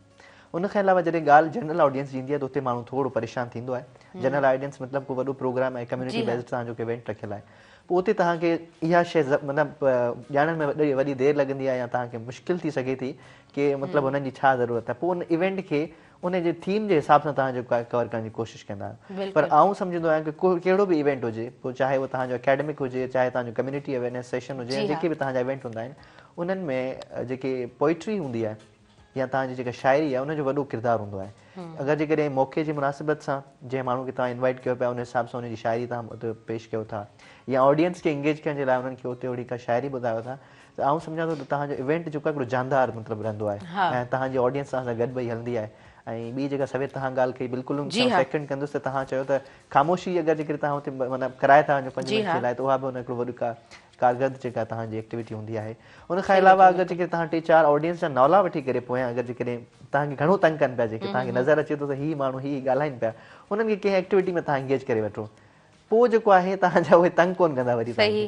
त अहिड़े क़िस्म जा तव्हां जेको आहे न पूरे हुन हॉल ते तव्हांजी ग्रिप हासिल हूंदी आहे। ज़बरदस्त, तव्हां तरीक़े सां जेको आहे असां पंहिंजो तमामु सुठो तमामु सुठो विजय, ॾाढी ज़बरदस्त ॻाल्हियूं कयूं अथव ऐं जेके बि इंट्रस्ट रखंदा हूंदा न होस्टिंग सां उन्हनि जे लाइ इहे ॻाल्हियूं ॾाढियूं ज़बरदस्त आहिनि। चवंदा आहिनि माना असां न होस्ट पाण में वेहंदा आहियूं न, पोइ असां इहा ॻाल्हि कंदा आहियूं त होस्टिंग करण जो शौक़ु घणनि माण्हुनि खे हूंदो आहे, पर जॾहिं स्टेज ते माण्हू वेंदो आहे न पोइ मैनेज करण में माना हर को एक्सपर्ट न हूंदो आहे। शौक़ु तव्हां रखी सघो था, एक्सपर्टी ॾाढी मुश्किल शइ आहे, उहा तव्हांखे जेको आहे न वक़्त सां आराम सां सम्झ में ईंदी आहे। Although we all are not expert, असां जेको आहे न पंहिंजे पाण खे एक्सपर्ट कोन था चई सघूं, पर कोशिशि चवंदा आहिनि कामयाबी जी कुंजी हूंदी आहे ऐं दुनिया ॾाढो जल्दी चेंज थींदी आहे। सो तव्हां जेको आहे न पंहिंजे पाण खे ईअं नथा चई सघो त असां जेको आहे सो सभु कुझु असांखे अचे थो ऐं असां हर शइ में एक्सपर्ट आहियूं। ईअं मुंहिंजे ख़्याल में साइकोलॉजी बि असांखे ईअं सम्झाए थी, तव्हां साइकोलॉजी सां टच में रहियो कि jack of all trades master of none. Yes, जेको हर फन मौला थियणु चाहींदो आहे न उहो कंहिं बि हिकिड़ी शइ मास्टरी कोन हासिल करे सघंदो आहे। ईअं ई आहे। अच्छा विजय, को पोइट्री ॿुधाइणु चाहींदो, तव्हां मूंसां ज़िक्र कयो त तव्हां लिखंदा बि आहियो। जी जी, त हीअं मूंखे यादि त कोन्हे, अगरि तव्हां मूंखे यादि ईंदो आहे ॾिसी तव्हांखे ॿुधाए सघां थो। कुझु अर्सो पहिरीं जॾहिं 2024 जी ॻाल्हि आहे, बल्कि 23 में आऊं जीअं तव्हां मुख़्तलिफ़ ऑर्गेनाइज़ेशन सां जेको आहे कमु कंदो रहियो आहियां, त 2023 में मूंखे मौक़ो मिलियो हुयो यंग लीडर्स कॉन्फ्रेंस जेका आहे उन में फुली फंडेड ऐं शॉर्ट लिस्ट कराची में कॉन्फ्रेंस हुई, 6 ॾींहंनि जी रहाइशी कॉन्फ्रेंस हुई। उन में पूरे पाकिस्तान में 220 जेके आहिनि नौजवान मुख़्तलिफ़ फील्ड सां ताल्लुक़ रखंदड़ मुख़्तलिफ़ पंहिंजो मक़सद ते कमु कंदड़ जेके नौजवान गॾु थिया। उन में मूंखे मौक़ो मिलियो हुयो, फुली फंडेड स्कॉलरशिप हुई। त उन ते हिकिड़ो मूं गज़ल लिखियो हुयो, गज़ल आहे उर्दू में, त अभी तो खोले हैं पर हमने कि हमारी उड़ान अभी बाकी है। अभी तो खोले हैं पर हमने कि अभी उड़ान बाकी है। वो घूर रहे हैं चट्टानों में, हमारे लिए आसमान अभी बाकी है।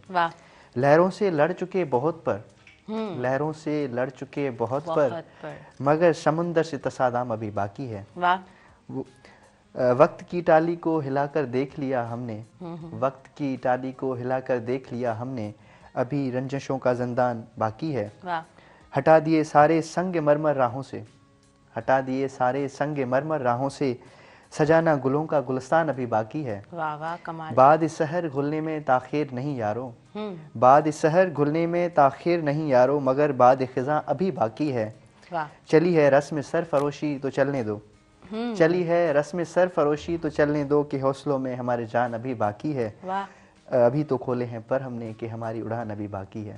त इहो मतिलबु जेको जवानी जो जज़्बो, जवानी जो जज़्बो हूंदो आहे, साॻी तरह सां हींअर कुझु ॾींहं अॻु मतिलबु हिकिड़ो आकाश अंसारी साहिब जो नज़म आहे, ॾाढो मूंखे वणियो, त ख्वाबनि तां हथ न खणिजो, ही ख्वाब ई तां आहिनि हर दर्द में दिलासो। त बिल्कुलु हमेशह ख्वाब ॾिसंदा आहियूं, पोइ कोशिशि हूंदी आहे की उन्हनि खे जेतिरो थी सघे, काफ़ी ख्वाब अहिड़ा हूंदा आहिनि जेके टुटी वेंदा आहिनि, काफ़ी अहिड़ा हूंदा आहिनि जेके तव्हांजा पूरा थींदा आहिनि, पर जेके जवानी जा ख्वाब हूंदा आहिनि, असांजा नौजवान जेके आहिनि हमेशह ॻाल्हि कंदा आहिनि त शाइरी जेका आहे सिर्फ़ु तव्हांजी जेका आहे इश्क सां या जेका रुमानियत आहे उन सां सलाहींदा आहिनि, बट आउं चवंदो आहियां शाइरी जेका आहे, जीअं सवेल तव्हां बि ॻाल्हि कई त शाबदुल विटाई खे जॾहिं पढ़ंदा आहियूं त मतिलबु तव्हांखे हिकिड़ो नओं जज़्बो मिलंदो आहे। ऐं हमेशह मूं शाबदुल विटाई खे जेको आहे उनजी अज़म इस्तक़लाली ऐं जेको हिमत ऐं जुस्तजू जो पैगाम आहे उन में ॾिठो आहे।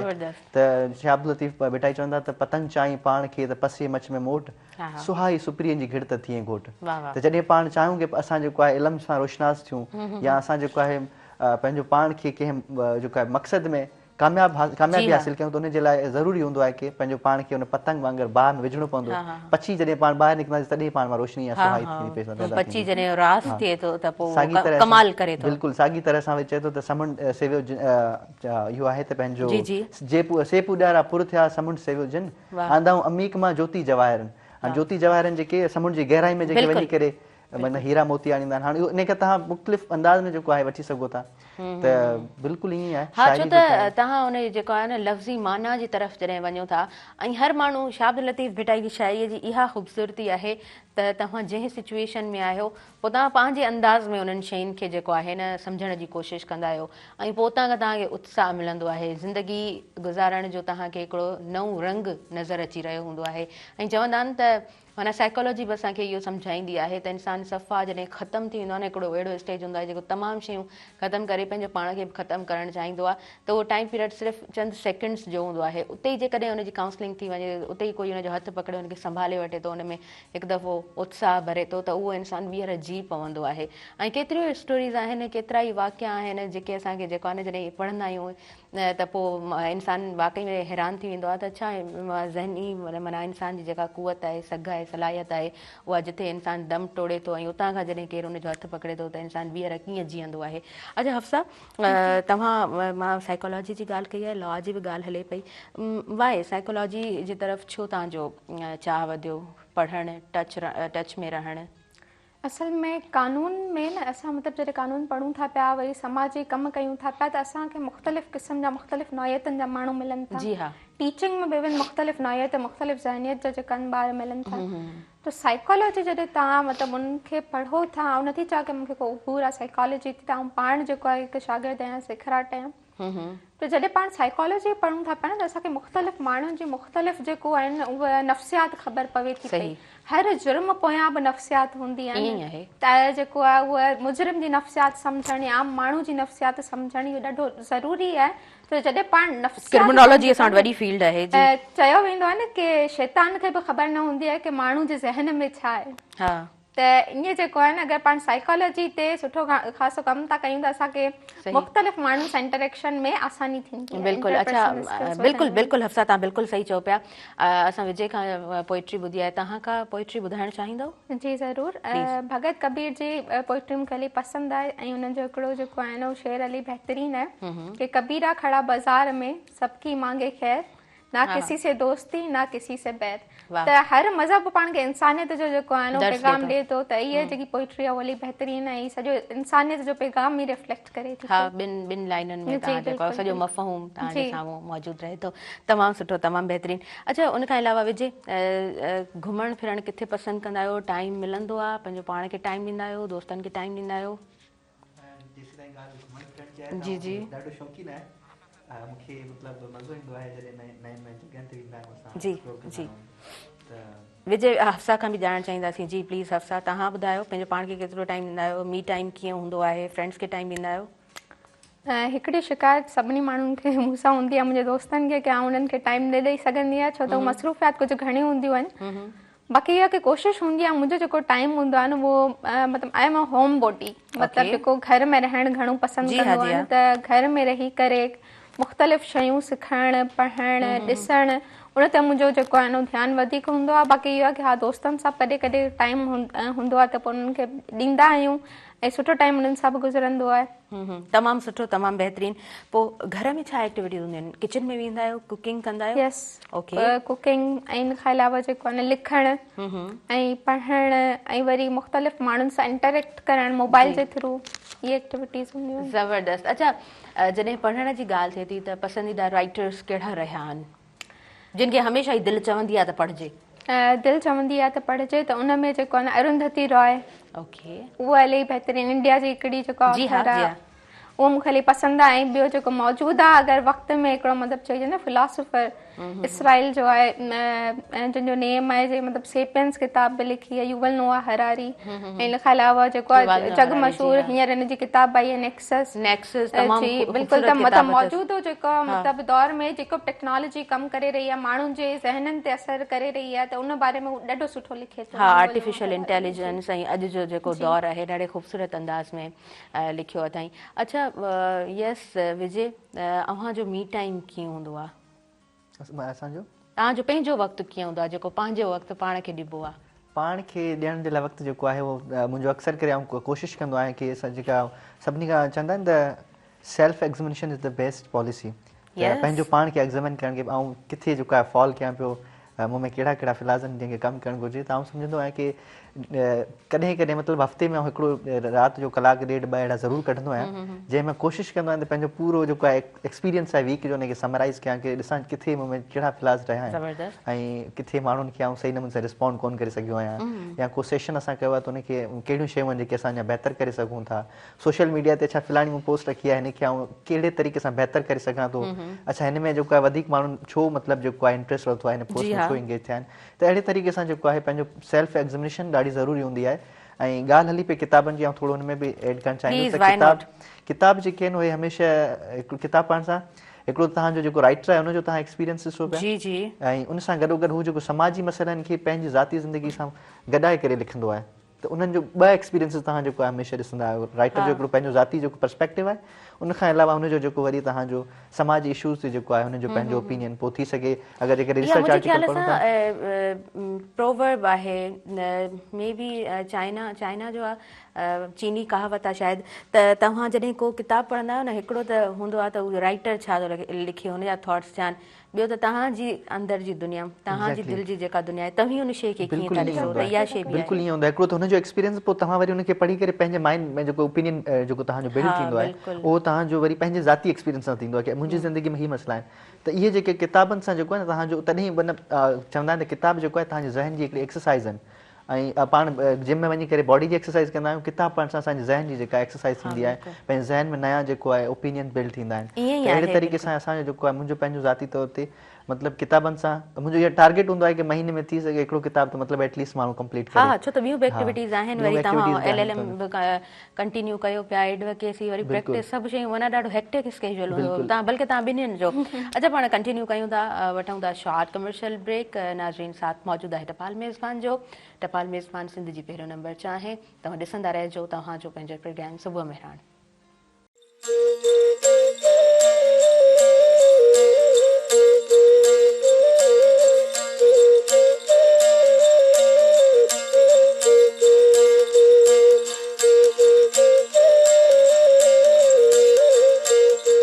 नाज़रीन, सभिनी ॾिसंदड़नि खे आउं ॿीहर भलीकार चवां थी तव्हांजे पंहिंजे प्रोग्राम सुबुह मेहरान में।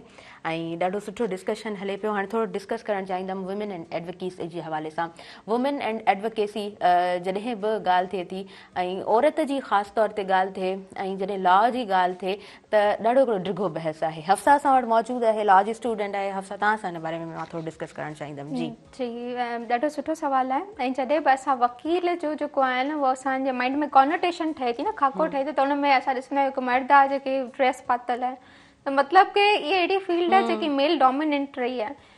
पर मतिलबु जेको आहे न, उहो जीअं गर्डा लर्नर पंहिंजी किताब क्रिएशन ऑफ पेट्रियार्की में चयो कि अगरि असां हिकु अखि बंदि करे ॿी अखि सां ॾिसूं त असांखे सॼो कुझु नज़र न ईंदो। वरी ॿी अखि जेको आहे बंदि करे वरी जेकी बंदि अखि हुई उन सां ॾिसूं त उन सां बि असांखे सभु कुझु नज़र न ईंदो। त हिन समाज में जेको आहे न, उहो मर्द ऐं औरत ॿिनि अखियुनि वांगुरु आहिनि। जे गॾु आहिनि त सभु कुझु सही आहे, जे उन में थोरो बि डिसबैलेंस थिए त शयूं ख़राब थियनि थियूं। त जेको वकालत आहे न, उन में वॾो हिकिड़ो ख़ाल आहे। मतिलबु सुठो वकील जेको आहे न, तव्हांखे ॾाढियूं घटि नज़र ईंदियूं। इन ख़ाल खे जेको आहे उहो नौजवान छोकिरियूं भरे सघनि थियूं, सुठे तरीक़े सां निभाए सघनि थियूं। अगरि जे उहे इन प्रोफेशन में अची ईमानदारी सां प्रोफेशन सां जेको आहे न उहो निभाइणु चाहिनि त सुठो कमु करे सघनि थियूं विद द पेशेंस। ऐं इन खां अलावा जेको आहे पंहिंजे स्किल्स ते उहो अली जेको आहे न उहो कनि, भरोसो कनि। इन शइ ते न कनि कि औरत आहियां त मूंखे जेको आहे न उन मर्द सां मुस्कुराए ॻाल्हाइणो आहे तॾहिं मुंहिंजो कमु अॻियां थींदो, न त हिन सां मुंहिंजी फिटी वई त पोइ बसि मुंहिंजो जेको प्रोफेशन आहे उते ई बीह रहंदो। न, तव्हां पाण खे एतिरो क़ाबिल ठाहियो कि तव्हांखे कंहिं बि माण्हू जे अचण या वञण सां को फ़र्क़ु न पवे। ऐं इन ते जैपनीज़ प्रोवर्ब आहे कि the nail that sticks out gets hammered down. मतिलबु कोको जॾहिं दीवार मां ॿाहिरि निकिरंदो आहे त उनखे हथोड़ी हणी करे अंदरि कयो वेंदो आहे न, त औरतुनि सां बि इहो कमु कयो वेंदो आहे। उन्हनि जी लेग पुल कई वेंदी आहे, उन्हनि जो जेको हौसला आहिनि उन्हनि खे पस्त कयो वेंदो आहे। पर उन जॻह ते वरी काफ़ी सारा अहिड़ा बि माण्हू आहिनि जेका का औरत सुठो कमु करे थी, उनखे ॾाढो जेको एप्रिशिएट कनि था पिया। त औरतुनि जो हिन फील्ड में अचणु ॾाढो लाज़मी आहे, छो त अॼुकल्ह जेका मसला आहिनि उहे फैमिली जा मसला अचनि था पिया न। असां वटि चाइल्ड जी कस्टडी आहे, डिवोर्स केतिरो रेट वधे थो पियो, त उन में अगरि सुठी वकील हूंदी उहे पंहिंजे क्लाइंट सां सुठो निभाए सघे थी पई। तमामु सुठो, तमामु ख़ूबसूरत। अच्छा, छोकिरियुनि जो रुझान आहे या उहा ई ॻाल्हि त जॾहिं असां ॻाल्हि कंदा आहियूं शुरूअ खां हिकिड़ो जेको आहे न थोरो बाउंड थी करे हलणु, पोइ तव्हांखे ख़बर नाहे, फील्ड मिली थी वञे, पोइ तव्हां उनखे कंटिन्यू कयो था, या विद द पेशन त उहे शइ उहा खणी थियूं अचनि? इहो ॾाढो सुठो सुवालु आहे। कल्ह ई हिकु छोकिरो जेको वकील आहे उन मूंखां पुछियो कि मुंहिंजी भेण अगरि वकालत में अचे त छा उहो सही हूंदो या न। उहो पाण बि वकील आहे, पर अञा ताईं हुननि जे माइंड में इहो आहे कि अगरि औरत वकालत में ईंदी त छा हुन सां का मसइला त न थींदा, हुनखे हैरेस त न कयो वेंदो। त असां वटि जेको आहे हाणे पंहिंजे शागिर्दनि में ॾिसां थी त उन छोकिरियूं बचनि थियूं पियूं। मुंहिंजी पंहिंजी बैच में 30 छोकिरियूं आहिनि, 70 छोकिरा आहिनि। त इहो आहे कि आहिस्ता आहिस्ता उहो जेको आहे न उहो खाल भरिजण जी तरफ़ अचे थो पियो। पर अञा ताईं बि जेको औरतुनि खे गाइडेंस आहे न उहो सुठे तरीक़े सां न पई मिले कि कीअं हैरेस थियनि थियूं त उनखे कीअं टैकल कनि, या उहो पंहिंजी फील्ड में अची पंहिंजो पाण खे कीअं निखारनि, पंहिंजी पर्सनैलिटी ते कीअं कमु कनि। त उहो जेको काउंसलिंग जो जेको ख़्यालु आहे उहो अञा ताईं आहे ऐं उनखे गैप खे अब्रिज करण जी ज़रूरत आहे, पर अञा ताईं उहा ज़रूरत पूरी न पई कई वञे। सही। औरत खे उन न्याणी खे एतमाद किथां मिलंदो आहे, उहो कॉन्फिडेंस किथां मिलंदो आहे? जेकॾहिं रूट्स जी ॻाल्हि कयूं था त उहो कॉन्फिडेंस मिलंदो आहे घर मां। अगरि तव्हां घर तव्हांजो जेको ज़ाती ज़िंदगी आहे न उहा हिकिड़ी एतमाद सां भरियल आहे, बिल्कुलु, त उन ॿार जी बॉडी लैंग्वेज ई मुख़्तलिफ़ हूंदी आहे। उनखे पर लॻी वेंदा आहिनि कि हाणे मूंखे उॾाम खां जेको आहे न केरु नथो रोके सघे। बिल्कुलु। पर हा, अगरि घर वारा ई चवंदा कि हीअ केॾां वञे थी पई, एतिरो देरि सां छो आई, या उनजी सहेलियुनि खां पुछनि कि हीअ आई हुई या न आई हुई, ईअं बि थींदो आहे। त मुंहिंजी पंहिंजी शागिर्दाणियूं अगरि कंहिं इवेंट में ईंदियूं आहिनि त उनजा वालिदैन मूंखां पुछंदा आहिनि मूंखे ॾाढी हैरत थींदी आहे की पंहिंजे ॿार ते छो भरोसो नथा कनि। एतमाद छो कोन था कनि। सही एतमाद घरां ईंदो ऐं वालिदैन खे इन नंढियुनि नंढियुनि शयुनि जो ॾाढो वॾो इम्पैक्ट पवंदो आहे। तव्हां जीअं चयो न त विकी असां साइकोलॉजी बि पढ़ंदा रहो था त उहा बॉडी लैंग्वेज ॿुधाए रही हूंदी आहे। तव्हां ज़ुबानी छा बि बयानु कयो पर तव्हांजी बॉडी लैंग्वेज सभु जेको आहे न उहो एक्सप्रेस करे रही हूंदी आहे। यस विजय, थोरो तव्हां खां मां ॼाणणु चाहींदमि तव्हांजो लाहौर जो बि एक्सपीरियंस रहियो आहे। सो कीअं एक्सपीरियंस रहियो आहे लाहौर खे, पंजाब खे कीअं ॾिठो आहे, सिंध खे तव्हां कीअं ॾिठो आहे? अच्छा, आउं अगरि पंहिंजे लाहौर जे एक्सपीरियंस खे थोरो समराइज़ कयां, सभिनी खां पहिरीं त 2024 में मुंहिंजो फाइनल ईयर हुयो लॉ जो, त मूंखे ख़ुशकिस्मती सां लिंकन कॉर्नर जो हिसो थियण जो मौक़ो मिलियो। लिंकन कॉर्नर में आउं एज़ अ वॉलंटियर हिते 6 महीना मूं कमु कयो। लिंकन कॉर्नर जेके आहिनि पाकिस्तान में US गवर्नमेंट जेका आहे, स्टेट डिपार्टमेंट, उन्हनि जे अंडर जेको आहे इदारा ठहियल आहिनि। उहे रिसोर्स सेंटर्स आहिनि। उते जेको आहे असांजे नौजवान जेके पाकिस्तान जा उन्हनि खे मुख़्तलिफ़ प्रोफेशनल डेवलपमेंट जा कोर्स कराए हू जेको आहे उनखे मतिलबु इहो नॉलेज ॾींदा आहिनि, उन्हनि खे एजुकेशन ॾींदा आहिनि कि हू जेको आहे मुख़्तलिफ़ जॾहिं पंहिंजे प्रोफेशन वारी फील्ड में वञे त माना हू जेको आहे थोरो एक्टिव हुजे या तयारु हुजे। त मूंखे ख़ुशकिस्मती सां हुते वॉलंटियर थियण जो मौक़ो मिलियो उन प्रोग्राम में। पोइ 6 महीना मूं वॉलंटियरशिप कई। जीअं आउं ग्रेजुएट थियुसि 2024 फाइनल ईयर थियो त ख़ुशकिस्मती सां मूंखे वरी मौक़ो मिलियो कि आउं उन ई मतिलबु इदारे में जेको आहे सर्व कयां एज़ असिस्टेंट प्रोग्राम कोऑर्डिनेटर। त साल जेको आहे पोइ मूंखे वरी मौक़ो मिलियो त आउं Lincoln corner Quaid-e-Azam library Lahore जेको आहे उते आउं मतिलबु वियुसि। साल मूं उते जेको आहे उन्हनि जा प्रोग्राम्स कराया, उन्हनि जो पार्ट थियुसि। जीअं तव्हां सवेर ज़िक्र कयो त 150 प्रोग्राम्स उहो अहिड़े तरीक़े सां जेको आहे पोइ मुख़्तलिफ़ उन्हनि जा असां प्रोग्राम्स कराईंदा हुआसीं। त मुंहिंजो एक्सपीरियंस जेको आहे उनजे करे बि मतिलबु हिकिड़ो डाइवर्स एक्सपीरियंस, ॾाढो बहितरीनु एक्सपीरियंस रहियो। कि हिकिड़ो त मतिलबु पंहिंजो ज़ाती तौर ते सिंध जो जेको एक्सपीरियंस आहे, हालांकि आउं लाहौर ऐं इस्लामाबाद या पाकिस्तान जे मुख़्तलिफ़ शहर पहिरीं घुमंदो रहियो आहियां ऑर्गेनाइज़ेशन जे थ्रू, पर हिन इदारे सां जुड़ी ऐं पंहिंजो उते जेको आहे प्रोग्राम्स कराइण। प्रोग्राम में असांजो जेको ख़ुशकिस्मती इहा हूंदी कि तव्हांखे ख़बर हूंदी त कायदे-ए-आज़म लाइब्रेरी जेका आहे पाकिस्तान जी मतिलबु हिकिड़ो हब आहे जेके CSS ऐं कॉम्पिटिटिव एग्ज़ाम्स जा एस्पिरेंट्स जेके आहिनि उन्हनि जी। सिंध जा केतिरा ई स्टूडेंट्स वञनि था, बल्कि पंजाब, KPK, तव्हांजो बलूचिस्तान, मुख़्तलिफ़ जेके एरियाज़ आहिनि पाकिस्तान जा हुन मां छोकिरा ईंदा आहिनि हुन लाइब्रेरी में specially for the competitive exams उनजी प्रिपरेशन जे लाइ। त असां जॾहिं हुते प्रोग्राम कराईंदा हुआसीं त असांजे प्रोग्राम में डाइवर्स क़िस्म जी ऑडियंस हूंदी। पोइ असांखे मौक़ो मिलंदो त उन्हनि सभिनी जा चैलेंजिस ॿुधूं, उन्हनि जा मसइला ॿुधूं। छो जो असांजो तक़रीबन इवेंट जेके हूंदा हुआ मुख़्तलिफ़ टॉपिक्स ते हूंदा हुआ, मुख़्तलिफ़ थीम हूंदा हुआ, उन्हनि जे अंडर हूंदा हुआ। त कॾहिं असां जेको आहे पाकिस्तान जे चैलेंजिस ते ॻाल्हि पिया कयूं, कॾहिं पाकिस्तान जा जेके अफेयर्स जेके आहिनि ॿाहिरि मुल्कनि सां जेके फॉरेन पॉलिसी पाण चवंदा आहिनि उन्हनि जे बारे में असां ॻाल्हि पिया कयूं। कॾहिं कॾहिं असां जेका कल्चरल एक्सचेंज जे बारे में ॻाल्हि पिया कयूं। त हिकिड़ो मतिलबु ॾाढो बहितरीनु ऐं ज़बरदस्त एक्सपीरियंस रहियो। ऐं असांजे ज़हन में जेका हिकिड़ी शइ हूंदी आहे कि भई फ़लाणो जेको आहे पंजाबी असांजे लाइ छा था सोचीनि या फ़लाणा असांजे लाइ छा था सोचीनि, उन शइ खे जेको आहे उन्हनि इहे जेके असांजा जेके मिथ आहिनि इन्हनि खे डीबंक करण जो मौक़ो मिलियो कि उन्हनि खे वञी करे ऐं पंहिंजो हिकिड़ो मतिलबु नैरेटिव खणी वञनि कि सिंध जेको आहे उन में छा थो हले, छा थो वहे वापरे, उन्हनि जे विच में उते रही करे उन्हनि खे उहे शयूं मतिलबु ॿुधाइण। प्रोग्राम जे थ्रू जॾहिं मतिलबु प्रोग्राम्स में ॻाल्हाईंदो हुयुसि, जॾहिं असां सेशन्स थींदा हुआ त लाज़िम सी ॻाल्हि आहे हिकिड़ो नैरेटिव जेको आहे सॼो मुंहिंजे जेका 20-24 सालनि जी जेका ज़िंदगी आहे जेको मुंहिंजूं सिखियूं आहिनि, जेके एक्सपीरियंस खणी वियुसि वरी उनखे ॿुधाइण उते। हिकिड़ो ॾाढो ख़ूबसूरत मुंहिंजो जेको एक्सपीरियंस रहियो। हुते काफ़ी शयूं सिखण लाइ मिलियूं। ऐं जेका सवेर ॻाल्हि असां कई कि घुमण फिरण जे हिसाब सां त मतिलबु ऐं हिकिड़ो ॾींहुं वेंदो कोन हुयुसि वांदो। जॾहिं मौक़ो मिलंदो हो, ख़बर पवंदी त अॼु किथे फैज़ फेस्टिवल पियो थिए, किथे असांजो जेको आहे अलहमरा में आर्ट काउंसिल में को अॼु जेको आहे अदबी मेलो आहे, कोई लिटरेचर फेस्टिवल आहे, कोई वाओ फेस्टिवल आहे। त मतिलबु मुख़्तलिफ़ उते जा जेके आलमी लेवल जा आहिनि। हींअर रिसेंटली तव्हां ॾिठो हूंदो त आसमा जहांगीर कॉन्फ्रेंस थी।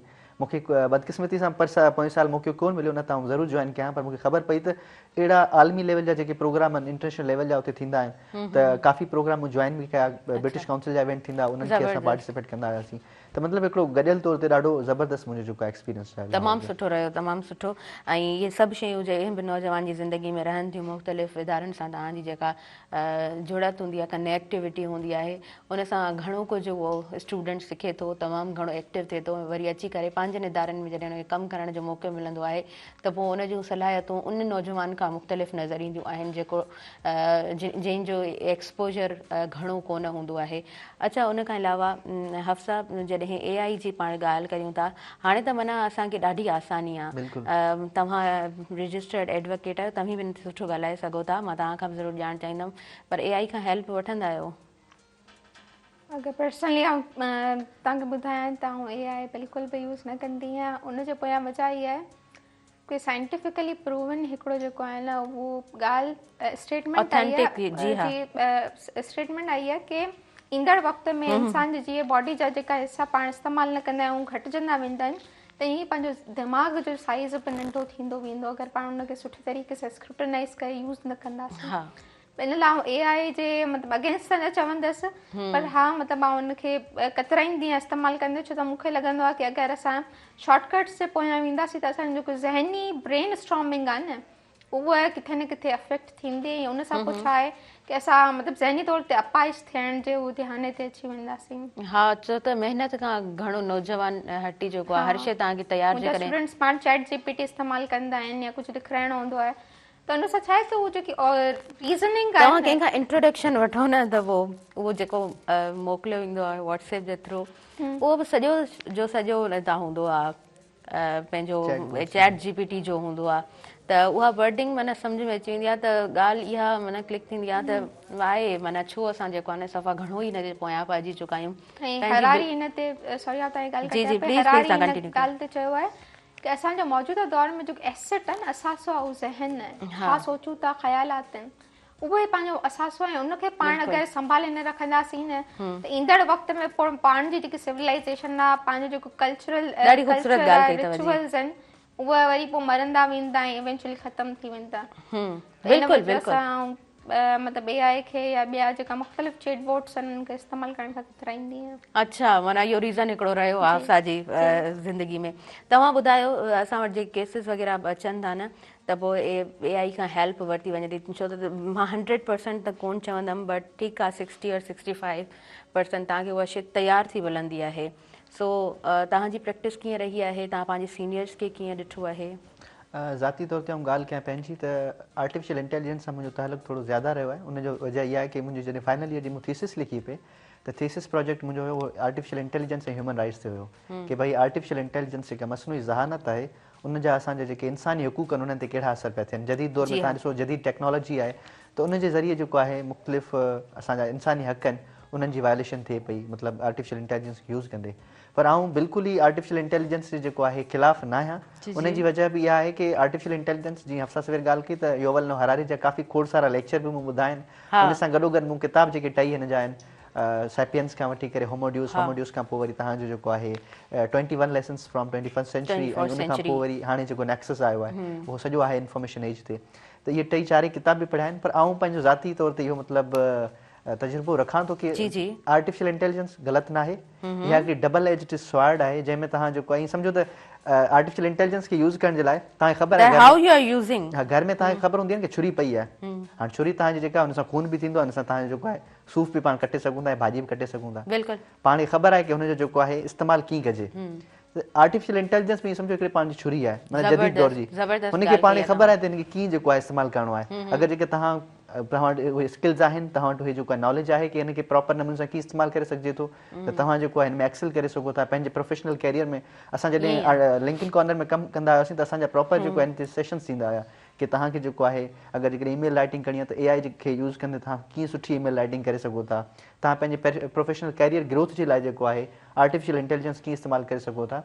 त जंहिं वटि नॉलेज आहे की उनखे प्रॉपर इस्तेमालु कीअं कजे छो त ईंदड़ जेके नयूं तब्दीलियूं आहिनि उन खां तव्हां पंहिंजो पाण खे कट आउट नथा करे या नीड ऑफ एन अर आहे उहा ज़रूरत वक़्त जी ज़रूरत आहे उनखे तव्हां ईअं कोन था चई सघो था हाणे बिल्कुलु आउं इनखे इस्तेमालु न कंदुसि त मुंहिंजी ज़िंदगी जेका उहा क्रिएटिविटी तव्हांजी उते हुजे। आर्टिफिशियल इंटेलिजेंस जो हरगिज़ इहो मतिलबु न आहे की तव्हां जेको आहे उनखे चओ त मूंखे जेको आहे ड्राफ्ट ठाहे ॾे तव्हां ड्राफ्ट पंहिंजे पहिरीं पाण ठाहियो उन ड्राफ्ट में तव्हां AI खां इहा हेल्प वठी सघो था त हिन ड्राफ्ट खे आउं वधीक कोर्ट जी लैंग्वेज में या हिन में कहिड़ा कहिड़ा एलिमेंट्स आउं एड करे अञा बहितर करे सघां थो। हमेशह जेका तव्हांजी आर्टिफिशियल इंटेलिजेंस जा चैट बोट्स जेके न पाण हमेशह आर्टिफिशियल इंटेलिजेंस खे मखसूस जेको आहे चैट GPT या तव्हांजी जेका जेमिनाई थी वई या जेके बि 2-3 चैट बोट्स आहिनि उन्हनि सां ई मुंसलिक करे माना ॼातो आहे की भई आर्टिफिशियल इंटेलिजेंस हिते ख़तम थी वञे। आर्टिफिशियल इंटेलिजेंस जा टोटल जेके आहिनि मुख़्तलिफ़ सेगमेंट्स आहिनि उनमें तव्हांजी मशीन लर्निंग अचे थी तव्हांजी जेका आहे नेचुरल प्रोसेसिंग अचे थी तव्हांजो जेको वरी चैट बोट्स अचनि था वरी उनखां अलावा हलिया रोबोटिक्स अचे थी त इहे फील्ड्स आहिनि हिन जूं अंदरि डिवाइडेड आहिनि। त पाण जेका चैट बोट्स जी ॻाल्हि कंदा आहियूं त चैट बोट्स में तव्हां हमेशह तव्हांजो प्रॉम्प्ट जेको हूंदो आहे न उहा तव्हांजी जेको आहे आर्टिफिशियल इंटेलिजेंस में मदद कंदो आहे कि प्रॉम्प्ट तव्हां कीअं था ॾियो। हाँ। प्रॉम्प्ट में अगरि जेके तव्हां लिखो था, कीअं पिया था सम्झायो, प्रॉम्प्ट में तव्हां चओ था कि मूंखे सिर्फ़ु ड्राफ्ट ठाहे ॾे, या तव्हां हुनखे चओ था त मूं ही ड्राफ्ट ठाहियो आहे, हिनखे थोरो इम्प्रूव करे ॾे त फर्दर जेको आहे कोर्ट जी लैंग्वेज में कीअं ठाहे सघां थो। बिल्कुलु त हेल्प वठिबी आहे चैटबोट खां या AI खां, सिर्फ़ु हेल्प वठिबी। हाँ। क्रिएटिविटी तव्हांजी उते ई हूंदी, सॼी ज़िमेदारियूं तव्हां उनखे कोन था ॾेई सघो। ॾाढी सुठे अंदाज़ में तव्हां ॻाल्हि कई आहे, ॾाढी डिटेल तव्हां ॻाल्हि कई आहे, तमामु सुठो लॻो। ऐं हफ्सा, जॾहिं ॻाल्हि कजे थी तव्हांजी फील्ड जी, ऐं जॾहिं ॻाल्हि कजे थी आम ज़िंदगी जी, जॾहिं ॻाल्हि कजे थी पंहिंजे मुआशिरे जी, त असां वटि मूं जीअं स्टार्टिंग में ॻाल्हि कई न त हर शइ असां वटि मौजूदु आहे, कानून असां वटि मौजूदु आहिनि, पर जॾहिं उहा फैक्ट एंड फिगर्स ते वेंदा आहियूं, जेका असां रियलिटी ॾिसंदा आहियूं, उहा असांखे ॾाढी मुख़्तलिफ़ मिलंदी आहे। सो तमामु शयुनि खे कीअं ॾिसंदी आहे हफ्सा? असल में ॻाल्हि इहा कि कानून त एग्ज़िस्ट कनि था पिया, पर वरी जेको न कानून जी इम्प्लीमेंटेशन जेकी आहे उहा थोरी घणी मुश्किल ठाही वई आहे, ऐं हथरादो ठाही वई आहे ताकी उहो जस्टिस खे एक्सेस माण्हू न करे सघनि, ऐं इवेंचुअली जस्टिस जो जेको आहे एक्विज़िशन आहे, जेको हुस्कुल आहे, उन मां हिमत हाराए ऐं वरी पाण ई जस्टिस करणु जेको आहे शुरू कनि, ऐं उनखां पोइ तव्हांजे अखियुनि जे साम्हूं एक्स्ट्रा जुडिशियल किलिंग्स केतिरियूं थियनि थियूं पियूं, मॉब लिंचिंग केतिरी थिए पई, केरु चोरी पकड़ंदे जेको आहे न उहो हिकिड़ो मूं रिसेंटली क्लिप ॾिठो कि कराची में केरु चोर उहो हुनखे पकड़ियो वियो ऐं मॉब हुनखे बाक़ाइदा साड़े पई सभिनी जे साम्हूं, वीडियो वायरल थी पब्लिकली। त इहो सभु कुझु जेको आहे न उहो आहे ईअं कानून खे हथ में खणनि इन लाइ पिया कि उन्हनि खे ख़बर आहे कि असां पुलिस तां वेंदासीं त पुलिस वारा त असांखे चवंदा कि असांखे 5000 ॾियो तॾहिं FIR दर्ज कंदासीं। त इहो आहे कि माण्हुनि जे ज़हन में पोइ इहो ख़ाको ठहियो वञे। हालांकि सभई पुलिस ऑफिसर्स ईअं कोन आहिनि, ईअं ई वरी सभई वकील ईअं कोन आहिनि कि सिर्फ़ु पैसा क्लाइंट जा खाई ऐं उहो जेको आहे नंबर ऑफ करे छॾनि, न उहो क्लाइंट जी सहायता कंदा आहिनि, उन्हनि खे जेको आहे उहो जस्टिस जे हासिलात में जेको आहे न मदद कंदा आहिनि। बिल्कुलु। त छा आहे कि माण्हुनि खे ॿई पहलू ॾिसी करे उनखे पोइ जेको आहे न उहो प्रॉपर वे में अंडरस्टैंड करणु खपे। उनखे प्रोसीजर्स ख़बर न आहिनि कि कीअं असां जेको आहे न इन शइ जी असां वटि उहा तालीम बि त न आहे न हफ्सा, असां वटि उहा काउंसलिंग बि त कोन्हे न, असां वटि ओड़ा सेशन्स बि त कोन था कराया वञनि न। जॾहिं त दुनिया में ईअं हूंदो आहे, नाज़रीन वक़्त जूं घड़ियूं मूंखे बिल्कुलु बि वधीक इजाज़त नथियूं ॾियनि, वक़्तु जेतिरो बि दरकारु हूंदो आहे प्रोग्राम में कोशिशि हूंदी आहे त असां सुठियुनि शयुनि खे डिस्कस करे सघूं। सो अॼु बि उन ई तरह असांजी कोशिशि रही। हफ्सा तमामु सुठे अंदाज़ में ॻाल्हाए थी, ऐं विजय कुमार बि ॾाढे सुठे अंदाज़ में ॻाल्हाए थो। ॾाढो ख़ूबसूरत प्रोग्राम अवां ताईं पहुचाइण जी भरपूर कोशिशि कई आहे। आख़िर में तव्हांखां मैसेज वठंदासीं, सो हफ्सा खुआरो जो छा मैसेज आहे? मुंहिंजो मैसेज इहो आहे कि मूंखे रिसेंटली मां अब्राहम लिंकन जो जेको आहे उहो कोट पढ़ियो आहे, जंहिंमें हू चवे थो पियो कि तव्हांजी ज़िंदगी में केतिरा साल इहो मैटर नथो करे, तव्हांजी सालनि में केतिरी ज़िंदगी इहो मैटर करे थो पियो। त इन लाइ पंहिंजी ज़िंदगी खे जेको आहे न प्रोडक्टिव ठाहियो, ख़ुशि रहो ऐं ख़ुशि ॿियनि खे बि रहणु ॾियो। इन खां अलावा जेको बर्दाश्त पंहिंजे अंदरि जेको आहे पैदा कयो, छो त बर्दाश्त ॾाढी कमी थिए थी पई जी। त इहो ई मुंहिंजो मैसेज आहे। तमामु सुठो। ऐं प्रोग्राम में आई गेस फर्स्ट अपीयरेंस ई आहे सुबुह मेहरान में तव्हांजी, अची करे कीअं लॻो? प्रोग्राम जे हवाले सां कमेंट्स वठंदा आहियूं। प्रोग्राम इलाही सुठो लॻो ऐं तव्हां जीअं फैसिलिटेट कंदा पंहिंजी कम्युनिकेशन स्किल्स खे यूज़ करे उहो इलाही बहितरीनु आहिनि, ऐं तव्हांजा सवालात इलाही बहितरीनु आहिनि, जिन थ्रू असां वटि जेकी नॉलेज आहे उनखे ॻाल्हाइण जो मौक़ो मिले थो। छो त तव्हां कुझु बि पढ़ो था पिया, अगरि तव्हांखे उहो पंहिंजी जेको आहे न उहा थिंकिंग वारा माण्हू नथा मिलनि त उहो शइ तव्हां कंहिंसां डिस्कस कंदा। बिल्कुलु तव्हां सही चयो। तव्हां प्रोवाइड करण लाइ thank you so much for having us here and thank you so much for inviting. तमामु सुठो Hafsa, it's pleasure for me. तमामु सुठो लॻो तव्हां सां ॻाल्हाईंदे ऐं प्रोग्राम खे कंडक्ट कंदे। विजय कुमार, तव्हां खां बि लास्ट में मैसेज वठंदासीं, छा मैसेज हूंदो तव्हांजो? सभिनी खां अवल त मुंहिंजो मैसेज हमेशह कोशिशि कंदो आहियां कि असांजा नौजवान जेके आहिनि उहे जेको आहे बामक़सद ज़िंदगी गुज़ारीनि। उन जे लाइ हिकिड़ो फ़लसफ़ो आहे, जैपनीज़ फ़लसफ़ो इकिगाई जो। जॾहिं वेंदो आहियां कोशिशि कंदो आहियां इन शेयर कयां। जैपनीज़ फ़लसफ़ो आहे इकिगाई जो मतिलबु आहे कि पर्पज़फुल लाइफ, बामक़सद ज़िंदगी कीअं गुज़ारिजे। हुते जा माण्हू जेके आहिनि, जापान जा हिकिड़ो शहर आहे उनजो, उन जा माण्हू ॾाढी ख़ुशहाल ज़िंदगी गुज़ारींदा आहिनि, डिघी ज़िंदगी गुज़ारींदा आहिनि। त जॾहिं ॿ जेके आहिनि ऑथर आहिनि, जर्नलिस्ट आहिनि, उन्हनि इन ते रिसर्च कई, उहे विया उन शहर में, उन्हनि वञी करे उते जेको आहे पुछा कई कि भई तव्हां जेको आहे एतिरी ख़ुशहाल ऐं बामक़सद ज़िंदगी कीअं गुज़ारींदा आहियो? त हुननि जेका पूरी रिसर्च कई उन में हिकिड़ी नंढड़ी किताब हुननि लिखियो आहे, उनजो नालो आहे इकिगाई। त इकिगाई जेको आहे उनजो मक़सदु ई आहे बामक़सद ज़िंदगी। उन में 4 जेके आहिनि प्रिंसिपल्स आहिनि। अगरि जेकॾहिं असांजा नौजवान आउं सम्झां थो अगरि उन्हनि 4 प्रिंसिपल्स जे कमु कंदा त होपफुली उन्हनि जी जेका ज़िंदगी उन्हनि खे रस्तो ॾेखारींदी। सभिनी खां पहिरीं उन्हनि जो आहे कि भई स्किल्स, मतलब पैशन खे फॉलो कयो। तव्हांजा पैशन छा आहिनि, उन खां पोइ उन पैशन जे ज़रिए तव्हां छा था करे सघो। मुंहिंजो पैशन आहे आउं जेको आहे ॻाल्हाए सघां थो सुठो, हाणे उन ॻाल्हाइण सां गॾोगॾु उन ॻाल्हाइण सां छा थो करे सघां, मतिलबु सोसाइटी खे आउं कीअं कंट्रीब्यूट करे सघां थो, ऐं पोइ उनखे ॾिसजे त डिमांड छा आहे वाक़ई, मतिलबु असांजे सोसाइटी में मुआशिरे में या दुनिया लेवल ते उनजी डिमांड आहे या कोन्हे।